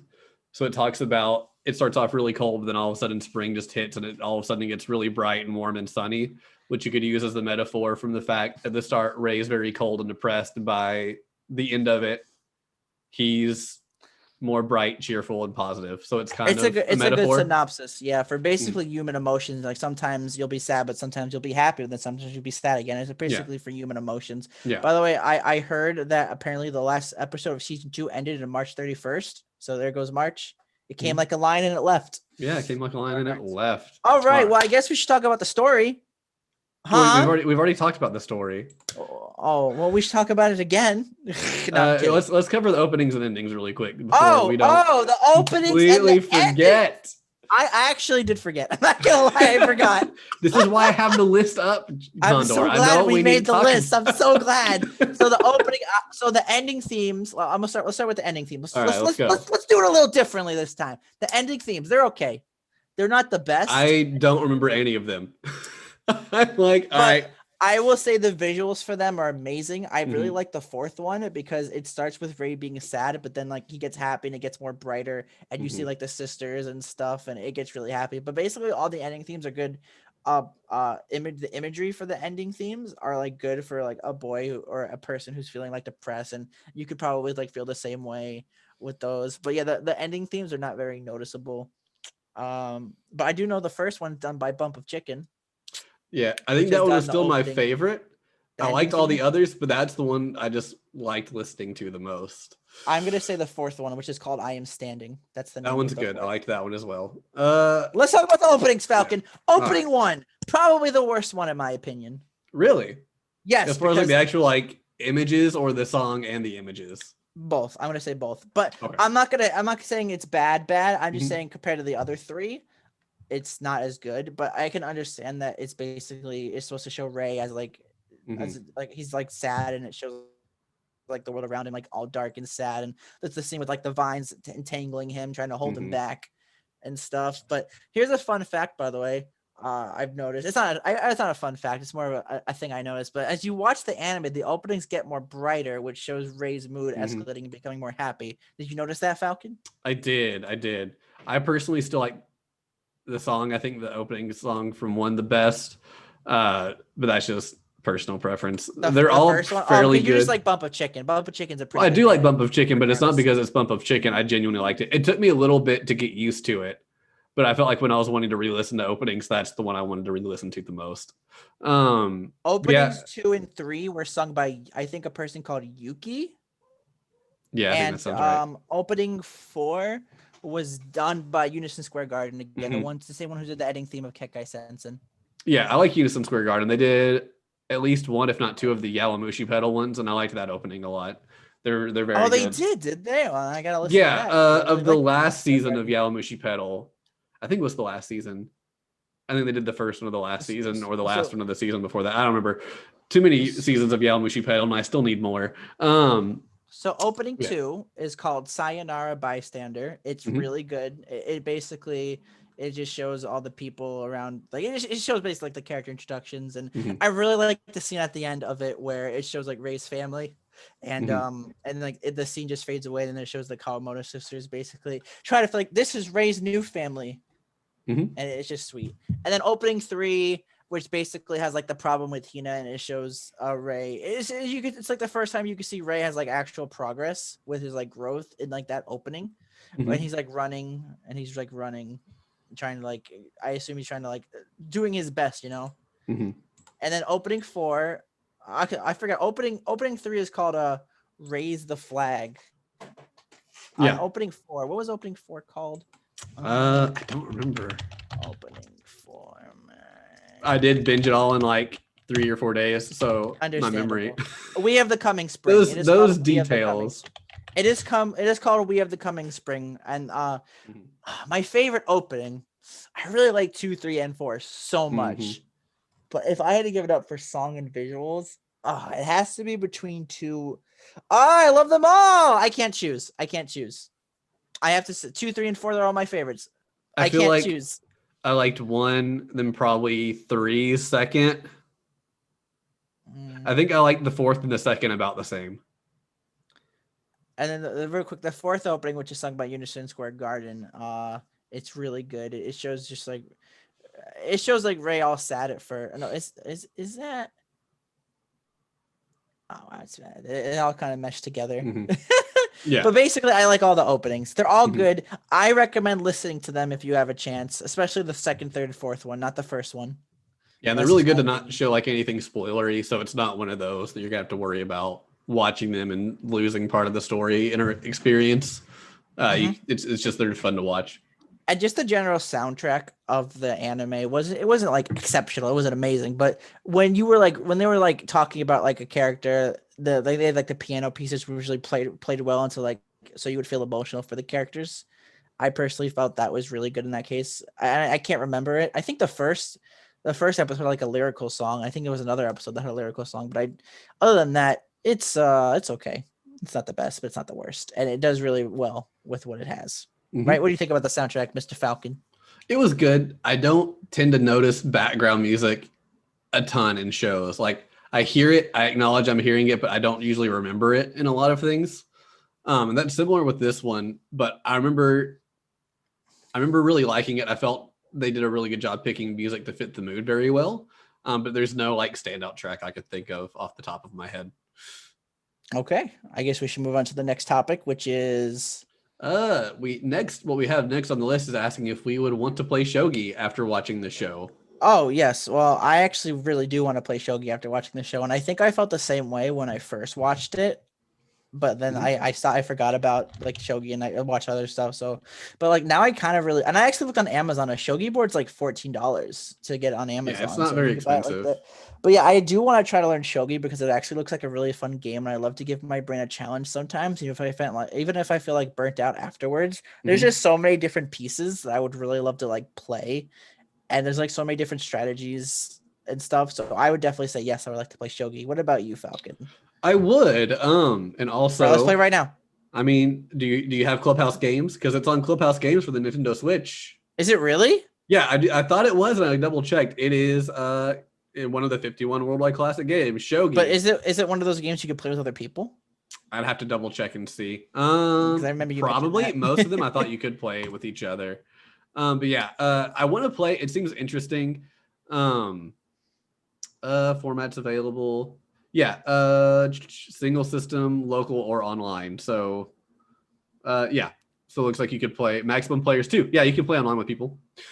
So if you have Clubhouse Cool. games, you can play shogi with a friend who also has Clubhouse games, or you can take turns on your one Switch. This is Simple as not this is not paid promotion from Nintendo. Don't worry it is about not it. paid promotion. I just have it and thought of it. Yeah, I'd love to play. It'd be great. They did a good job of explaining the pieces and kind of the rules of shogi, but it's harder to tell with just the Japanese symbols on them. It's harder to remember them as opposed to like chess. We've got this piece with the little cross on top is the bishop and the castle is the rook. It's easier to tell. So it would definitely take having to really focus on learning the symbols, I believe. I guess that's another problem with the show. Whereas if you're not into shogi, which are most people in the West who watch the show, that's part of the reason why it didn't get translated or do well. But basically you don't really understand what's happening during the shogi bits. I had a hard time following as well. But again, I don't watch the show for the shogi bits. The shogi bits are definitely interesting and it's cool to see the game, but I watch for the emotional moments. I watch for the character growth. I watch for the development and everything. But after watching the show, I do definitely want to give shogi a try, For sure. For sure. Okay. All right. Is this the part where we talk spoilers? So the only thing we haven't covered is our favorite moments, our best fights, closing thoughts, and if we'd recommend. But I feel like fights and favorite moments might get spoilery. So do we want to do our rating if we recommend it? Or let's do our rating. Okay. Do you want to rate first or would you like me to rate I would like to rate first, please, okay. And thank you. So again, I was the one who recommended this topic. I really feel like Falcon here obviously really loved it, as in he watched literally the first 22 episodes in 2 days. And if that doesn't say anything, that should say enough. But this is going to be really biased. This is going to be really biased rating. I'm going to rate this a 9 out of 10. The only reason why it's not a 10 out of 10 is because I wish there was more. The anime was no, I'm being so dead serious. I understand. But I love the characters. All the characters are great. You love the ones you love. You understand the reasons for the ones you hate, and then maybe you'll end up coming to love or understand them later. The visuals are amazing. The music helps the pace so much. The way that the animation is done is great. It's just that I could literally gush about this anime to another person. And the best part about this is it's so casual. I could probably recommend my mom, who does not like anime that much, and she would probably love this anime and understand it too. She'd probably really love Akari since she's a mother and understand the struggle of having to raise children all by yourself. So, and I just really love the characters. I feel like anyone can relate to this show no matter what. It's just so amazing. So I'm giving it a 9 out of 10. It's a hidden gem. I recommend this for anybody because it's so casual. Just go on. If you need to literally seriously watch this anime because it really puts out a really positive message out. And maybe you might change yourself if you watch the show. And if more people watch, maybe we'll get a season 3. Oh yeah, it's true. Go watch it right now. Watch it right now. All right. What do you think, Falcon? I'm honestly surprised you gave it the 9. I genuinely thought it was going to be a 10 for you. I just want more content. I want more content. That's why. I agree with that, but I'm also I feel like when I rate it on what I have and not if I get more. So here's what I have. If I get more, great. If I don't, what do I think of what I have? Well, you mentioned that season 1 ended at a bad point, and that's why you wanted to watch more. But it wasn't really a bad point. It was more of a satisfying point. But because you were so intrigued, satisfying, but it didn't feel like climactic or grand. That's the same way why I explained with season 2. It just ends with Hina finally going to high school, Yeah, so and I mean, I liked it a little bit better than the end of season 1, but not by much because it was at least kind of you wanted it's more. Ending at the end of her middle school life, and she's about to advance onto her high school life. Well, the big thing about this is there's major arcs or anything. So it's there is major arcs later, but they're not big. Sometimes they'll expand to 1 or 2 episodes at most. But and I feel like the major arcs are kind of more based on Rei and the other characters' mental states. And you kind of have the arc to where he literally does nothing but just focus on himself. Then he kind of has the arc where he starts going, but even that's not very clear cut and defined. You could argue where they start and end. That's kind of an issue with it. I agree with most of what you said. I feel like it's the anime anybody could watch and enjoy. Because it doesn't have like a ton of, there's really no fan service in it. There's not any like crazy over the top actions or moves. And when they have something more like that, it doesn't feel that way. It very much just feels like you're seeing what the characters are experiencing in their head, whether it's the feel of drowning or being held back. No matter what, it makes sense. It's not completely out there. The shogi part being a more sports anime, isn't like Kuroko's basketball where all of a sudden you're seeing like light beams behind balls flying around or these crazy scenarios. Very realistic, very chill, but very well done. I think I'm going to give it a 9.5 because honestly, I think Jeez, if the endings would have been a little bit better, it would have been perfect. I genuinely do. I feel like if the endings were just a little more conclusive, had a little more oomph to them, it would be the perfect show, honestly. If we just got that one part that's later in the manga, I would have given it 10 out of 10, honestly. I felt like it would have been a good conclusion to Rei's character. Like the otherwise, stop on. And everybody should watch this show, I think, or at least give it a shot. It doesn't mean everybody is going to like it, and definitely not as much as we do. That's, just it's all subjective, but I definitely feel like everybody needs to give it a shot. It's a very good anime. At least give it up to the first 5 episodes. Mm-hmm.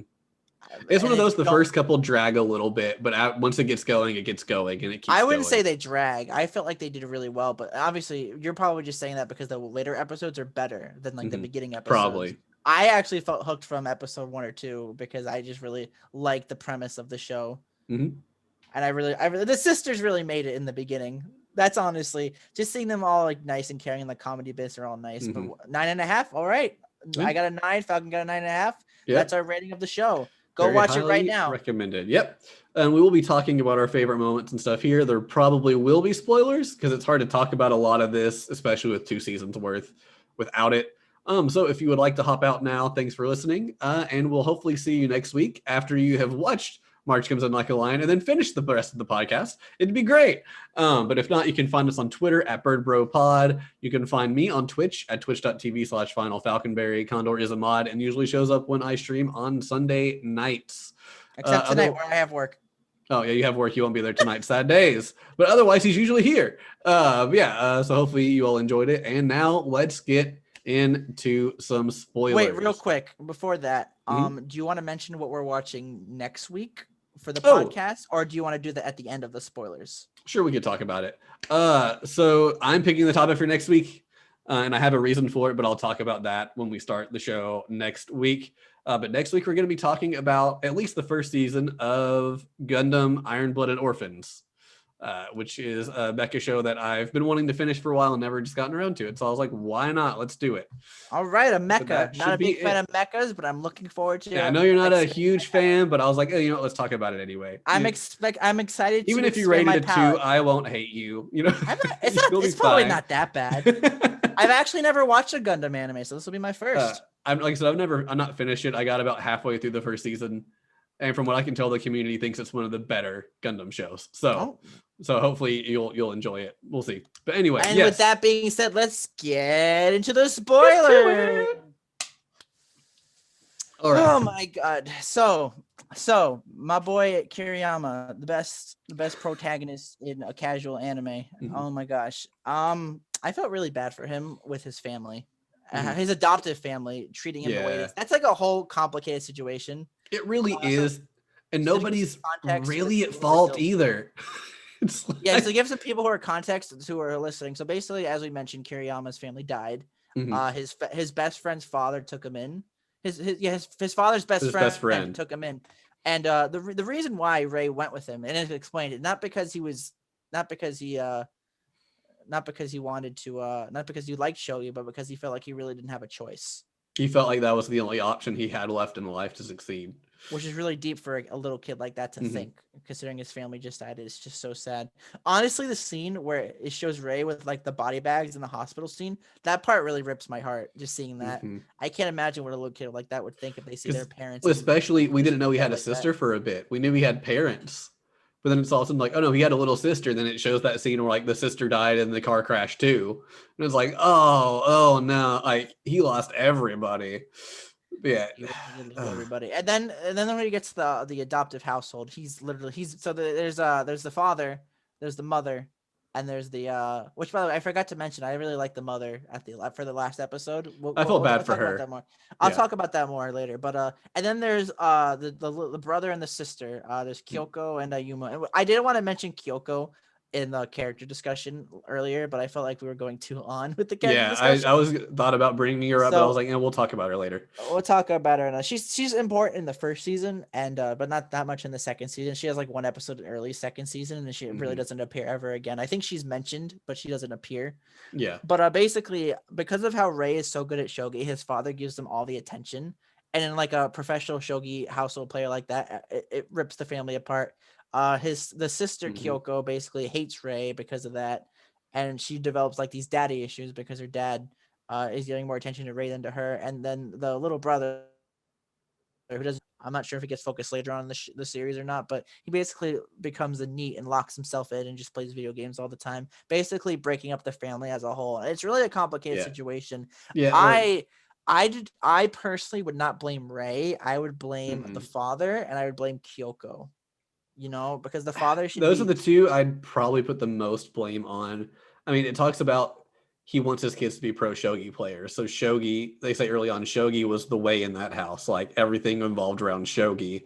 So Kyoko was really good at shogi until Rei came in and just kept beating her down all the time. He was great. He felt like he had to play shogi, so that's all he focused on. Ayumu, I believe, is Rei's same age, I believe. I think so. I think they set that up, and he realized very quickly he had no shot at beating Rei. So he just dropped shogi because he saw how much Rei had to study and prepare to get that good. And he couldn't put in that much effort and didn't want to put in that much effort. So yeah, it talks about he stops playing shogi. He just tells them he's done and just starts playing like video games and doing more what a normal high schooler would do, or like middle schooler at that point would do. Kyoko keeps at it, and it seems like she likes shogi, but it says the dad, after one point of finally not ever being able to beat Rei even once, forces her to quit, essentially. He pretty much tells her, you don't have what it takes, just stop. And so she already didn't like Rei, but that made her fully like resent Rei. But yeah, then she just... Pardon my language, but it's a very fucked situation in that household. Yeah, it's not very good. And the dad should have... I mean, even like, just let her know, like, hey, the rate you're going, you're never going to beat him. But like, you don't make her like quit, because it seemed like she still wanted to play, and was still enjoying it. I'm sure she might not beat Rei, but that doesn't mean she's a terrible shogi player. It's just Rei is a prodigy. But we could argue he's not even really a prodigy, and just that's all he does. So he was just really good at it. Yeah. But he still like did chores around the house, and because of that, Kyoko thought that he was just being like sucking up to the parents. Basically, she has big daddy issues in that sense. Yeah, they talk about the mom would try to get the kids to do chores, and they would usually, like most kids, put up resistance not wanting to do it. But Rei was always willing to do it because he felt, I guess, more obliged, since they were willing to take him in when he didn't have anybody who would. So he made it a point to help out around the house and do things, which he did as more of a show of gratification. But the kids got to the point where, since they didn't like Rei anyway, he was just a suck up trying to brown nose the parents. And so it even shows the mom like asking, I think, Ayumu to like clean the curtains or the bathroom or something. He's like, I don't want to, get Rei to do it. He does it better anyway. And so like they keep not wanting to do things and just telling her to get Rei to do it. And she even admits she shouldn't have given in, but she gave in and just essentially took Rei for granted that Rei would do whatever they asked him to do. So they just kept asking Rei to do stuff. And the kids just kind of do whatever else they wanted to do, which she acknowledged wasn't the right thing to do. And I felt bad for her because she was genuinely trying to keep them all together, like as a family, to keep everybody activated. And she just was fighting a losing battle and essentially just kind of lost hope and gave up. Real quick, because you're right. And because they had the extra chapter, which was the last episode of the season 2, which, by the way, it says extra chapter, but it's canon. Some people say it's not canon, but it just, in the context of the order of the series, it doesn't appear next after with starting high school. It appears a little later because I looked up in the manga. I think it's like chapter 100 or 90, 98, 99. It's basically called The Other Home, just like the title of the episode. But I think it's really cool. And this is how you know this is a really good series when you give the perspective of the mom in that situation, which it doesn't really add anything to it if you think about it. But it's really nice to see another perspective. And it's just really sweet because you have the mom who she's like confused. She doesn't know how she should feel because Rei is generally just a good kid. And she even acknowledges he's a great kid. Like, that's all it is. He's just a good kid. And there's just this time where Rei just comes to have just like I think dinner or something with her on one day, and I don't know if they talk much, but they just have it. And he went to like eat lunch or dinner or something with her.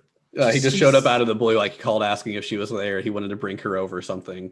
And like he brought, I think, like flowers and lunch or something. Yeah, she brought sweets from the Kawamoto sweet shop. Oh, he brought sweets and I think it was just in the afternoon, and she even said, "I'm glad I was the only one here." Yeah, because I think she said we sat there and didn't really say much. We just sat there and like ate, or whatever, sat there and enjoyed the company. But she's like, if anybody else was home, it would have turned back to like it was, with a bunch of tension and that really terrible vibe. And that, like, she acknowledged the fact that she doesn't know how to talk with him anymore because she let the situation get so out of hand. And she doesn't know how to make up for it or really what to do, but she still deeply cares for him and still considers him part of their family. And she understands why he left. Like, it even shows when he left when she was the only one at the house. And I think when he left, and he just say, maybe I'll see you again, or maybe I'll come by again, or something like that, and just like left. But I felt really bad for her. She had a bad situation and she didn't know how to handle it. But yeah, like, she probably, other than Rei, she probably had the worst of the situation in that household.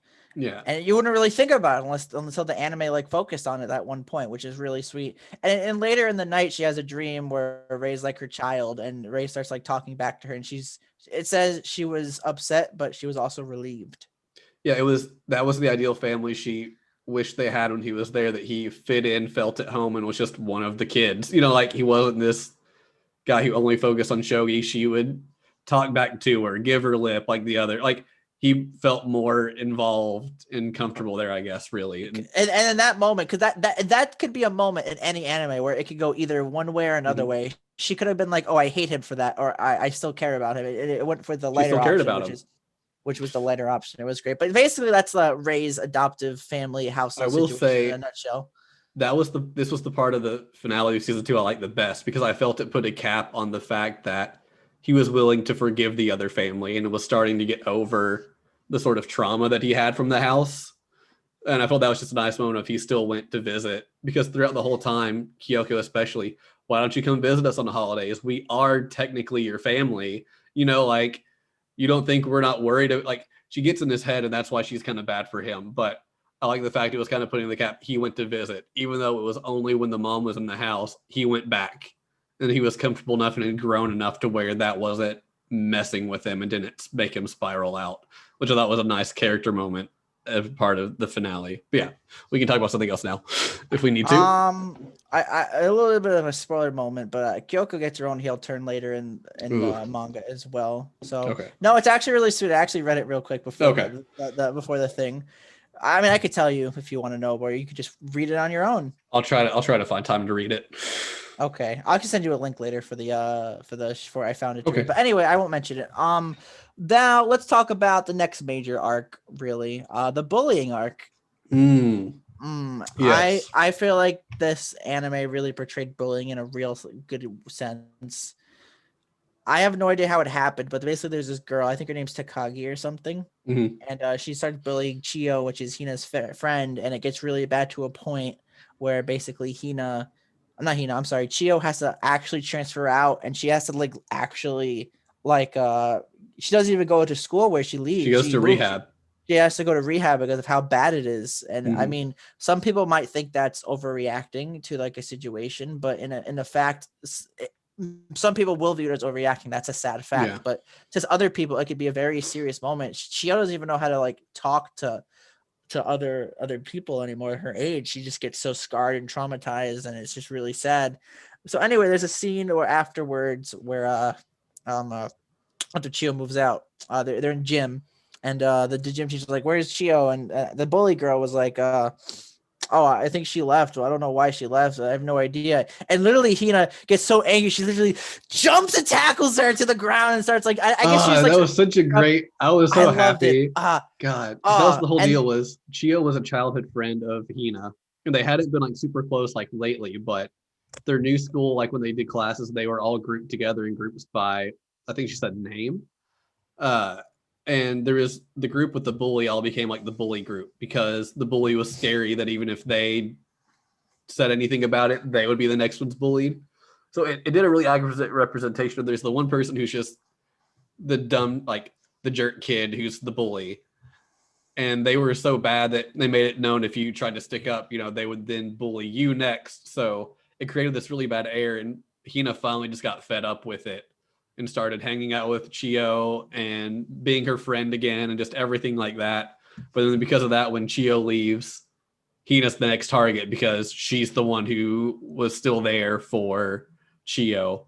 And you have this whole battle of them fighting with the school, which as someone who has a lot of friends who work in schools and knows a lot of teachers, is a very accurate representation of how bullying is handled in schools, and either makes it worse or just doesn't do anything.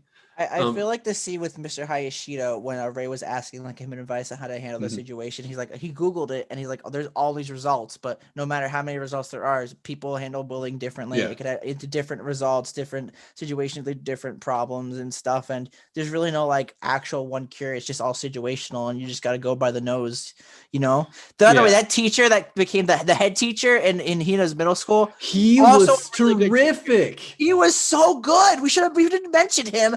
He was so good. He literally handled that situation too good. And there's also the scene like at the end where he stops he's like talking with the bully. He's not their teacher anymore. We're skipping a little bit ahead. Yeah. I'll go back later, but we're skipping a little bit ahead where he's like talking to the bully girl because he actually takes the reins on the situation. He's just like, we're dealing with this problem. We know there's a problem. We're dealing with it right now. And like there's a situation where the girl she blames society basically. That's why she started bullying people. And I forget his name. I actually don't know the teacher's name, but he leaves. He's like leaving. He's like, well, I won't be your teacher anymore, but you just got to remember, you can't keep putting the blame on other people or else you won't be able to be the best person who you are. And in that moment, you realize that was her last chance of any help coming her way, and it just left and walked out. Yeah. Because even you find out the new homeroom teacher's like, why do I have to keep doing these meetings with her? You're like, he's terrified of it. He doesn't know what to do or how to handle it. He finally is just like, look, we have to get her to realize it somehow or she's never going to change and it'll just keep happening. Like, he's kind of like, we have to nip it in the bud now while we can or else we failed on our end, essentially. But gosh, yeah, that whole thing. I love too when he was having the parent-teacher conferences and Akari's going with Hina and to the nurse's office, yeah. Well, not even to the nurse office. Before that, Takagi and her mom are walking out, and Takagi's mom just makes the comment of, well, entrance exams are coming up, and during this time, we want essentially to deal with the least amount of problems as possible, or, essentially blaming Hina for being the bully, and Akari not really knowing how to handle it and just says, well, I don't know if you've had any conversations with your daughter, but that's not what's happening here. And the mom just, obviously like, oh, my daughter told me it wasn't her. So clearly she's the typical parent taking the side of their kid, which isn't a bad thing. You need to support your kids within boundaries, but you should always get the full story. Yeah. And so then I love the fact when Akari doesn't know how to handle the situation, ends up needing to go into the nurse's office to rest up because she's just kind of she needs to rest or whatever. I love the moment when the head teacher just pulls in the mom and Takagi and she's complaining and they need to just get rid of Hina or whatever, blah, blah, blah. And I think she even made some comment about Chio leaving, which is because Chio was weak or like at fault or like knew a complete wrong read of it. And I just love the fact that she kept asking Akari where the proof was that her daughter was the bully. And I love when she was making the comment about Hina pulling and the head teacher's like, okay, where's your proof that she's the bully? You've heard from your daughter that Hina's the bully. The other party says your daughter's the bully. And he's like, the other parties complained to teachers about it. And he said, here's how bullying works. And I like how he explains it. This person starts it. Everyone else is too scared to stick up for it because then they'll be the next target. he's like, so what reason would she have to come talk to us and report it and to tell us that it's happening if she's not like telling the truth? Like, that's the only way that her situation could possibly. I like how he just flat out said, like, I know your daughter's the bully because she's only told you that she's not doing it. Other people have told us she is the one doing it. And then he's like, where's your proof? Yeah, and he's like, where's your proof? And just the look on her face is just like, that goes both ways. Where's your proof your daughter isn't the bully? Yeah, like, I loved that moment of just her finally being like, no, like, your daughter's the bully. We all know it. Like, own up to it. But I love that moment so much. I was just like, you tell her, get her. I was like, get her. It's like, I even love that Mr. Hayashida was just so mad that the other teacher wasn't doing anything about it. Yeah, I mentioned that. But I mentioned that earlier, but I love it. Like, what teacher? Let's go now. Let's go right now and freaking talk to her about the bullying. That's not what a teacher should be doing. It's like the middle of the school day too. It's like, you have other classes. Going back a little, the scene where you first find out that Hina's being bullied, and then it flashbacks to like everything that happened, and then Hina's running away, and then Rei chases after her, and there's a scene where she's like crying against the plate, the thing, right? She's crying like these big tears, like so much, but she's like, I don't regret my actions at all. No matter what I did was not wrong. And honestly, that was probably the moment where Hina became my favorite character, because she acknowledged that she stood up for her friend, even though she's suffering because of it. She would keep doing it more and more just to protect the people she cares about. And honestly, just seeing that moment with her crying and upset, but like determined to see everything through to the end, that's what really made it for me, for her to be my favorite character. I even loved how they show Akari handling it. She wants to tell Hina that she should have just shut up and said nothing, because then Hina wouldn't be going through all this pain and suffering. But then she also acknowledges that Hina did the right thing, and by doing so, how brave she is, and can she really suggest that to her?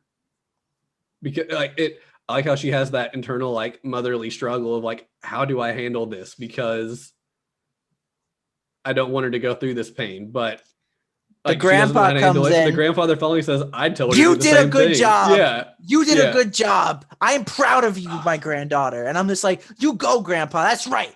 That's right.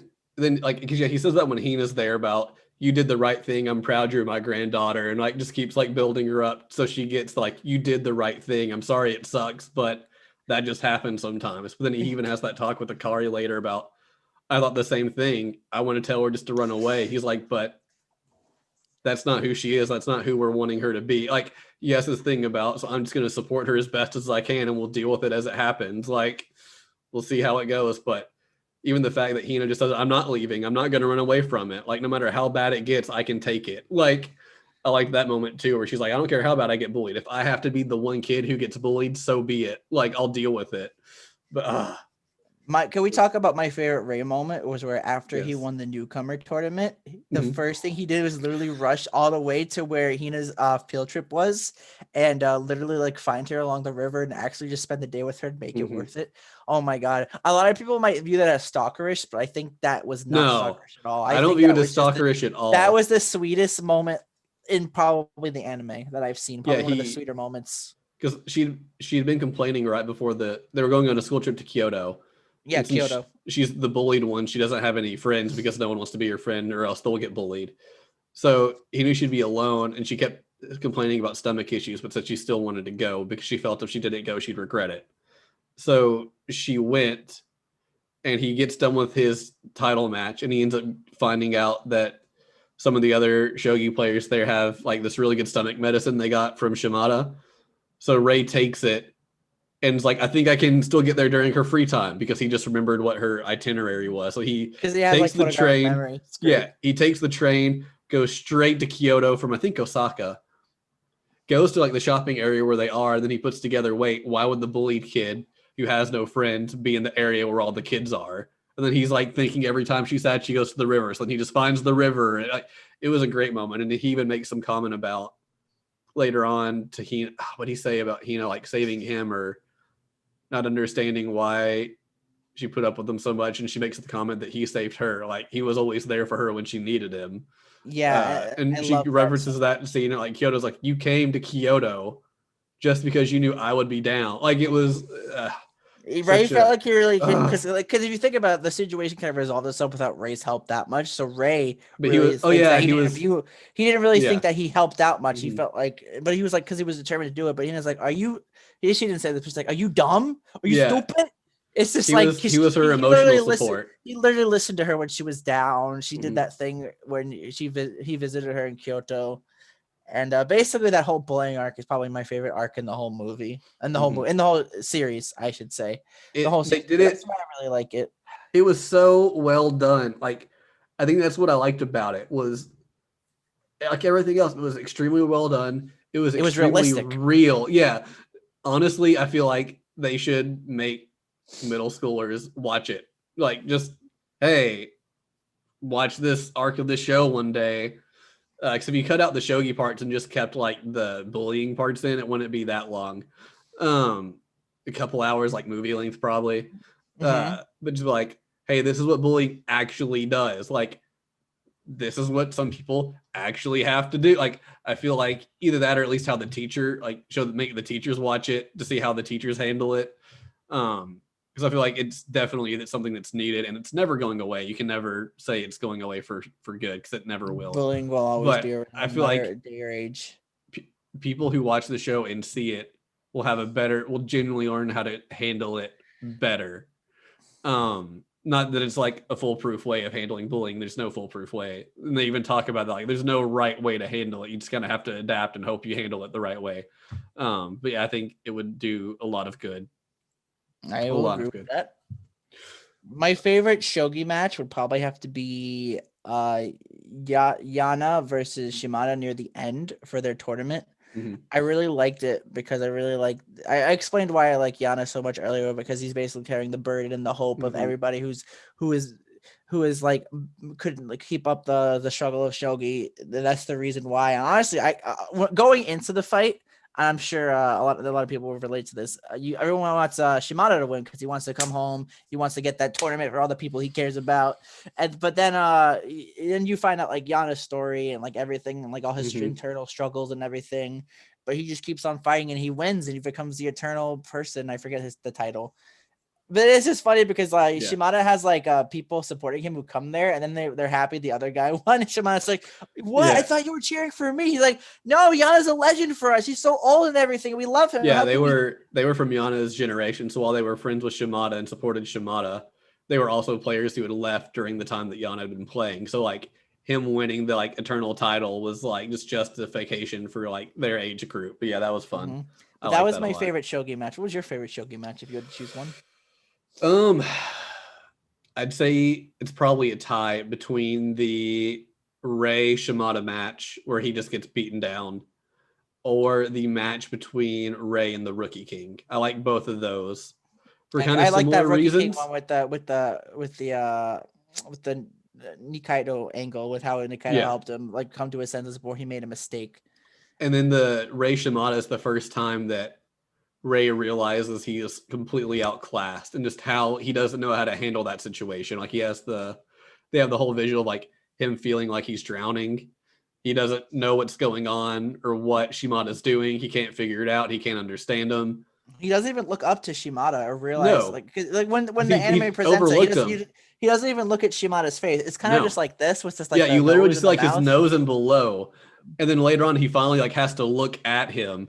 And when he does, Shimada says it took you long enough. Like he No, was no, it was completely more of the overlooking fact him. where Ray made a mistake, and Mm-hmm. then when he made a mistake, he started to become more aware, and Mm-hmm. that's when Shimada's like, "Oh, so you finally noticed, huh?" Yeah, That's how I interpreted it after yeah. all. Like I liked it so much because he completely just overlooked Shimada, as we said a little earlier, because none of Shimada's games looked like noteworthy. He didn't look like he had any special strategies, but he also wasn't thinking about the fact of I'm in Class C, he's in Class A, so clearly he's very good. Only great players are in Class A. It's just, oh, Shimada, yeah, it doesn't look like he's anything special. Let me focus on Goto instead. And then because of that, he didn't He study lost. Shimada. He didn't take Shimada seriously. And because of that, he just got wrecked. Got hard wrecked. But I like that too, just for what it kind of made Rei realize. And you could argue there's the Nikaido angle with that because Nikaido asked Shimada to just bulldoze him. It's like Shimada just crush him.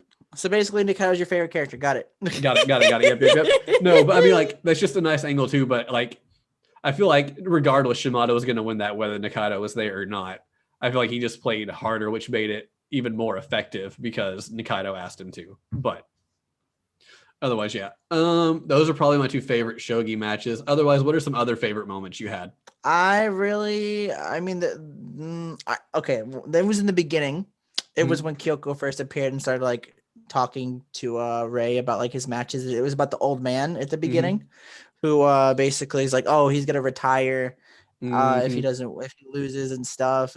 How could you do something like that to him? He's been playing for so long, and Kyoko being that person, that kind of mean person to Rei. But Rei wins against the old man, and then he like takes the old man out to I forget his name, so I apologize. Yeah, they go drinking or like for they barbecue go drinking or whatever. Like multiple spots, and you find out that no matter what, he told his wife and daughter he would quit if he lost, but he doesn't want to quit playing shogi. He wants to keep going, and he wants to because he likes it. So he's like, you got to come also, with he'd me, have kid, to help change me diapers and apologize do to my housework. Yeah, which is kind of a stupid reason, but you know. Yeah. And then there was also the scene. It was like the episode after where he fought the guy who had problems with his wife. And he had the Christmas present, but because he lost to Rei. Apparently he gets like super angry when he loses or something. So he has like problems at the house for that, and he doesn't bring he comes to the match with a Christmas present for his daughter, yeah. For his daughter, but when he loses to Rei, he doesn't bring it. So Rei literally, he runs after him and gives it to him, and this guy like literally looks at him angry, swipes it from him, and walks away. And Rei gets so angry, he walks away, starts running, and then he starts screaming. He's like, "You gotta take this more seriously. Shogi is everything I have. You wouldn't understand. I don't want to fight people who are weak-willed." Yeah, which he with the angle with like, said where Rei's like more self-centered. Yeah.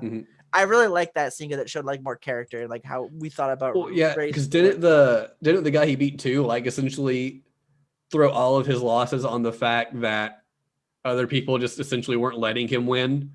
Like I was thinking he made some comment whether it was in a flashback or whether it was to Rei's face to where he pretty much he won't take it for the fact that he doesn't take it that seriously and doesn't study and train like everybody else. But it's never his fault that he lost, really, essentially. I guess if there was a character I didn't like, it would be that guy because he kind of didn't really. Well, he was made to be unlikable. Yeah, like he wasn't supposed to be liked. Yeah, because it talks about like his wife got tired of how angry he gets after he loses, and he loses all the time. So he essentially just gets drunk. Yeah, that's not him. You should. Yeah, he was like blaming all of his problems on the fact that everyone would beat him at shogi and like was better than him, and instead of like taking that as okay, I need to like buckle down and focus, or I need to find something else. Yeah, so he was getting divorced, and you find out Kyoko tells us that the daughter wanted to stay with the dad until Christmas, and then after Christmas, she would go with the mom. So like he has the present for his daughter, and then Rei beats him, and he almost doesn't even take the gift home to the daughter. But yeah, like Rei finally just like snaps and has a breakdown and just starts like screaming at everything, but which was really nice. But I did read online that some people felt that moment came too late into the show. They felt he should have had a breakdown like a lot earlier. That was like episode 8, though. That was still fairly. Yeah, I was like, I felt it was early enough. Like, I didn't think it was that bad, but it's like chapter 20 or something.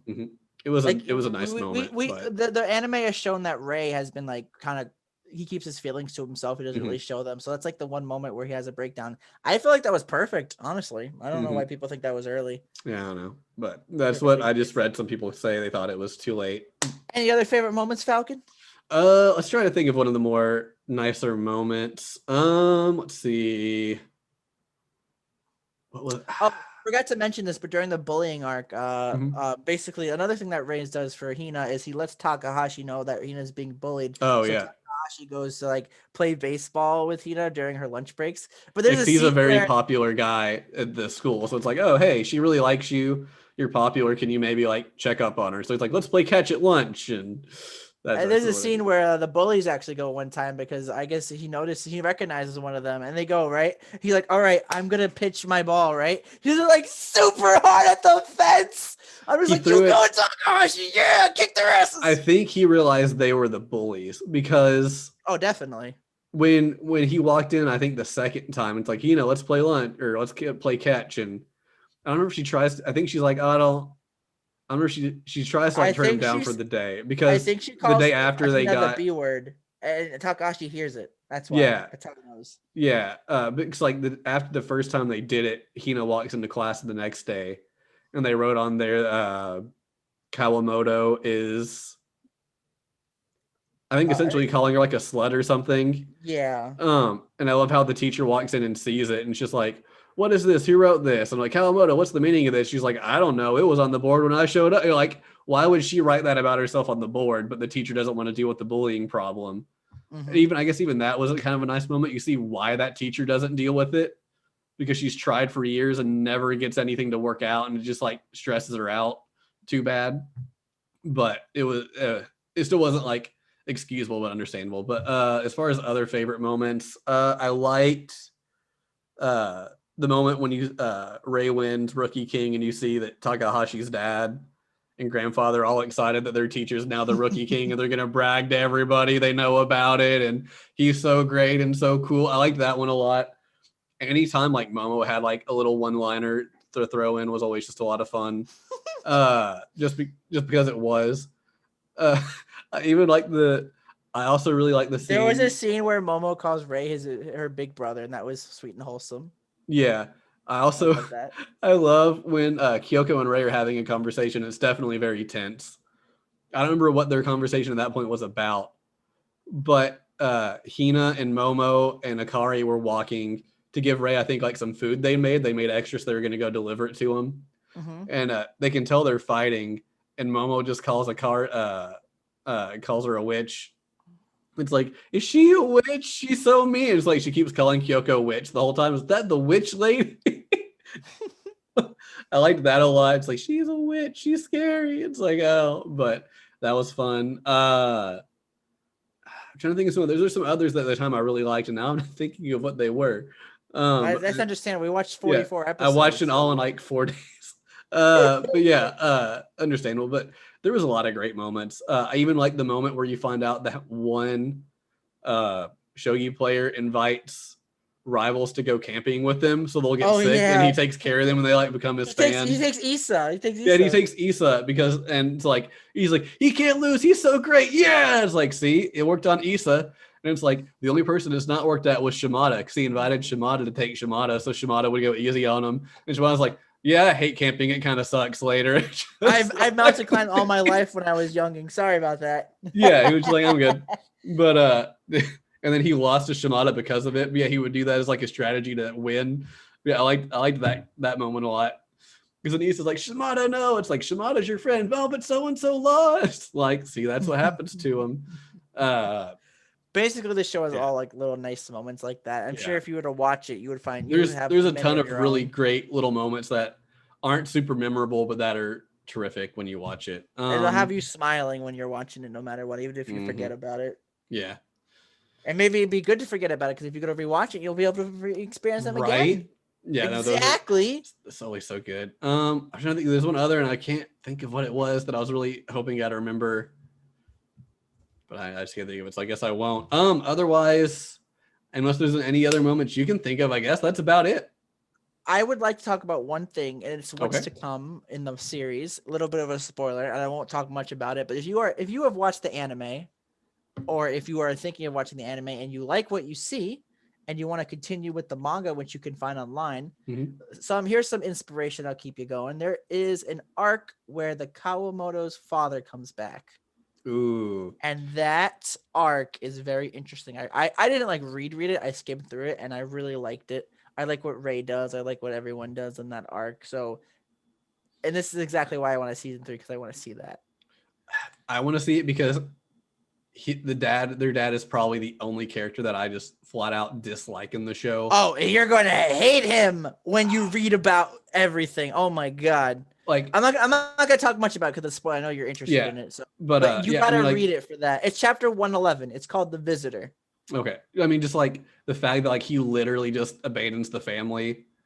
Like, I've always had a really good family, so like especially with how nice the Kawamotos are, right? Like, how could you do that? I just like instantly lose respect for somebody. Like, oh yeah, I just left. It's like, why? Like, I don't understand how you can even consider that. So like, that's just a very personal thing that I'm like, how can you even do that? Like, I can't imagine it. I'd have no respect for that.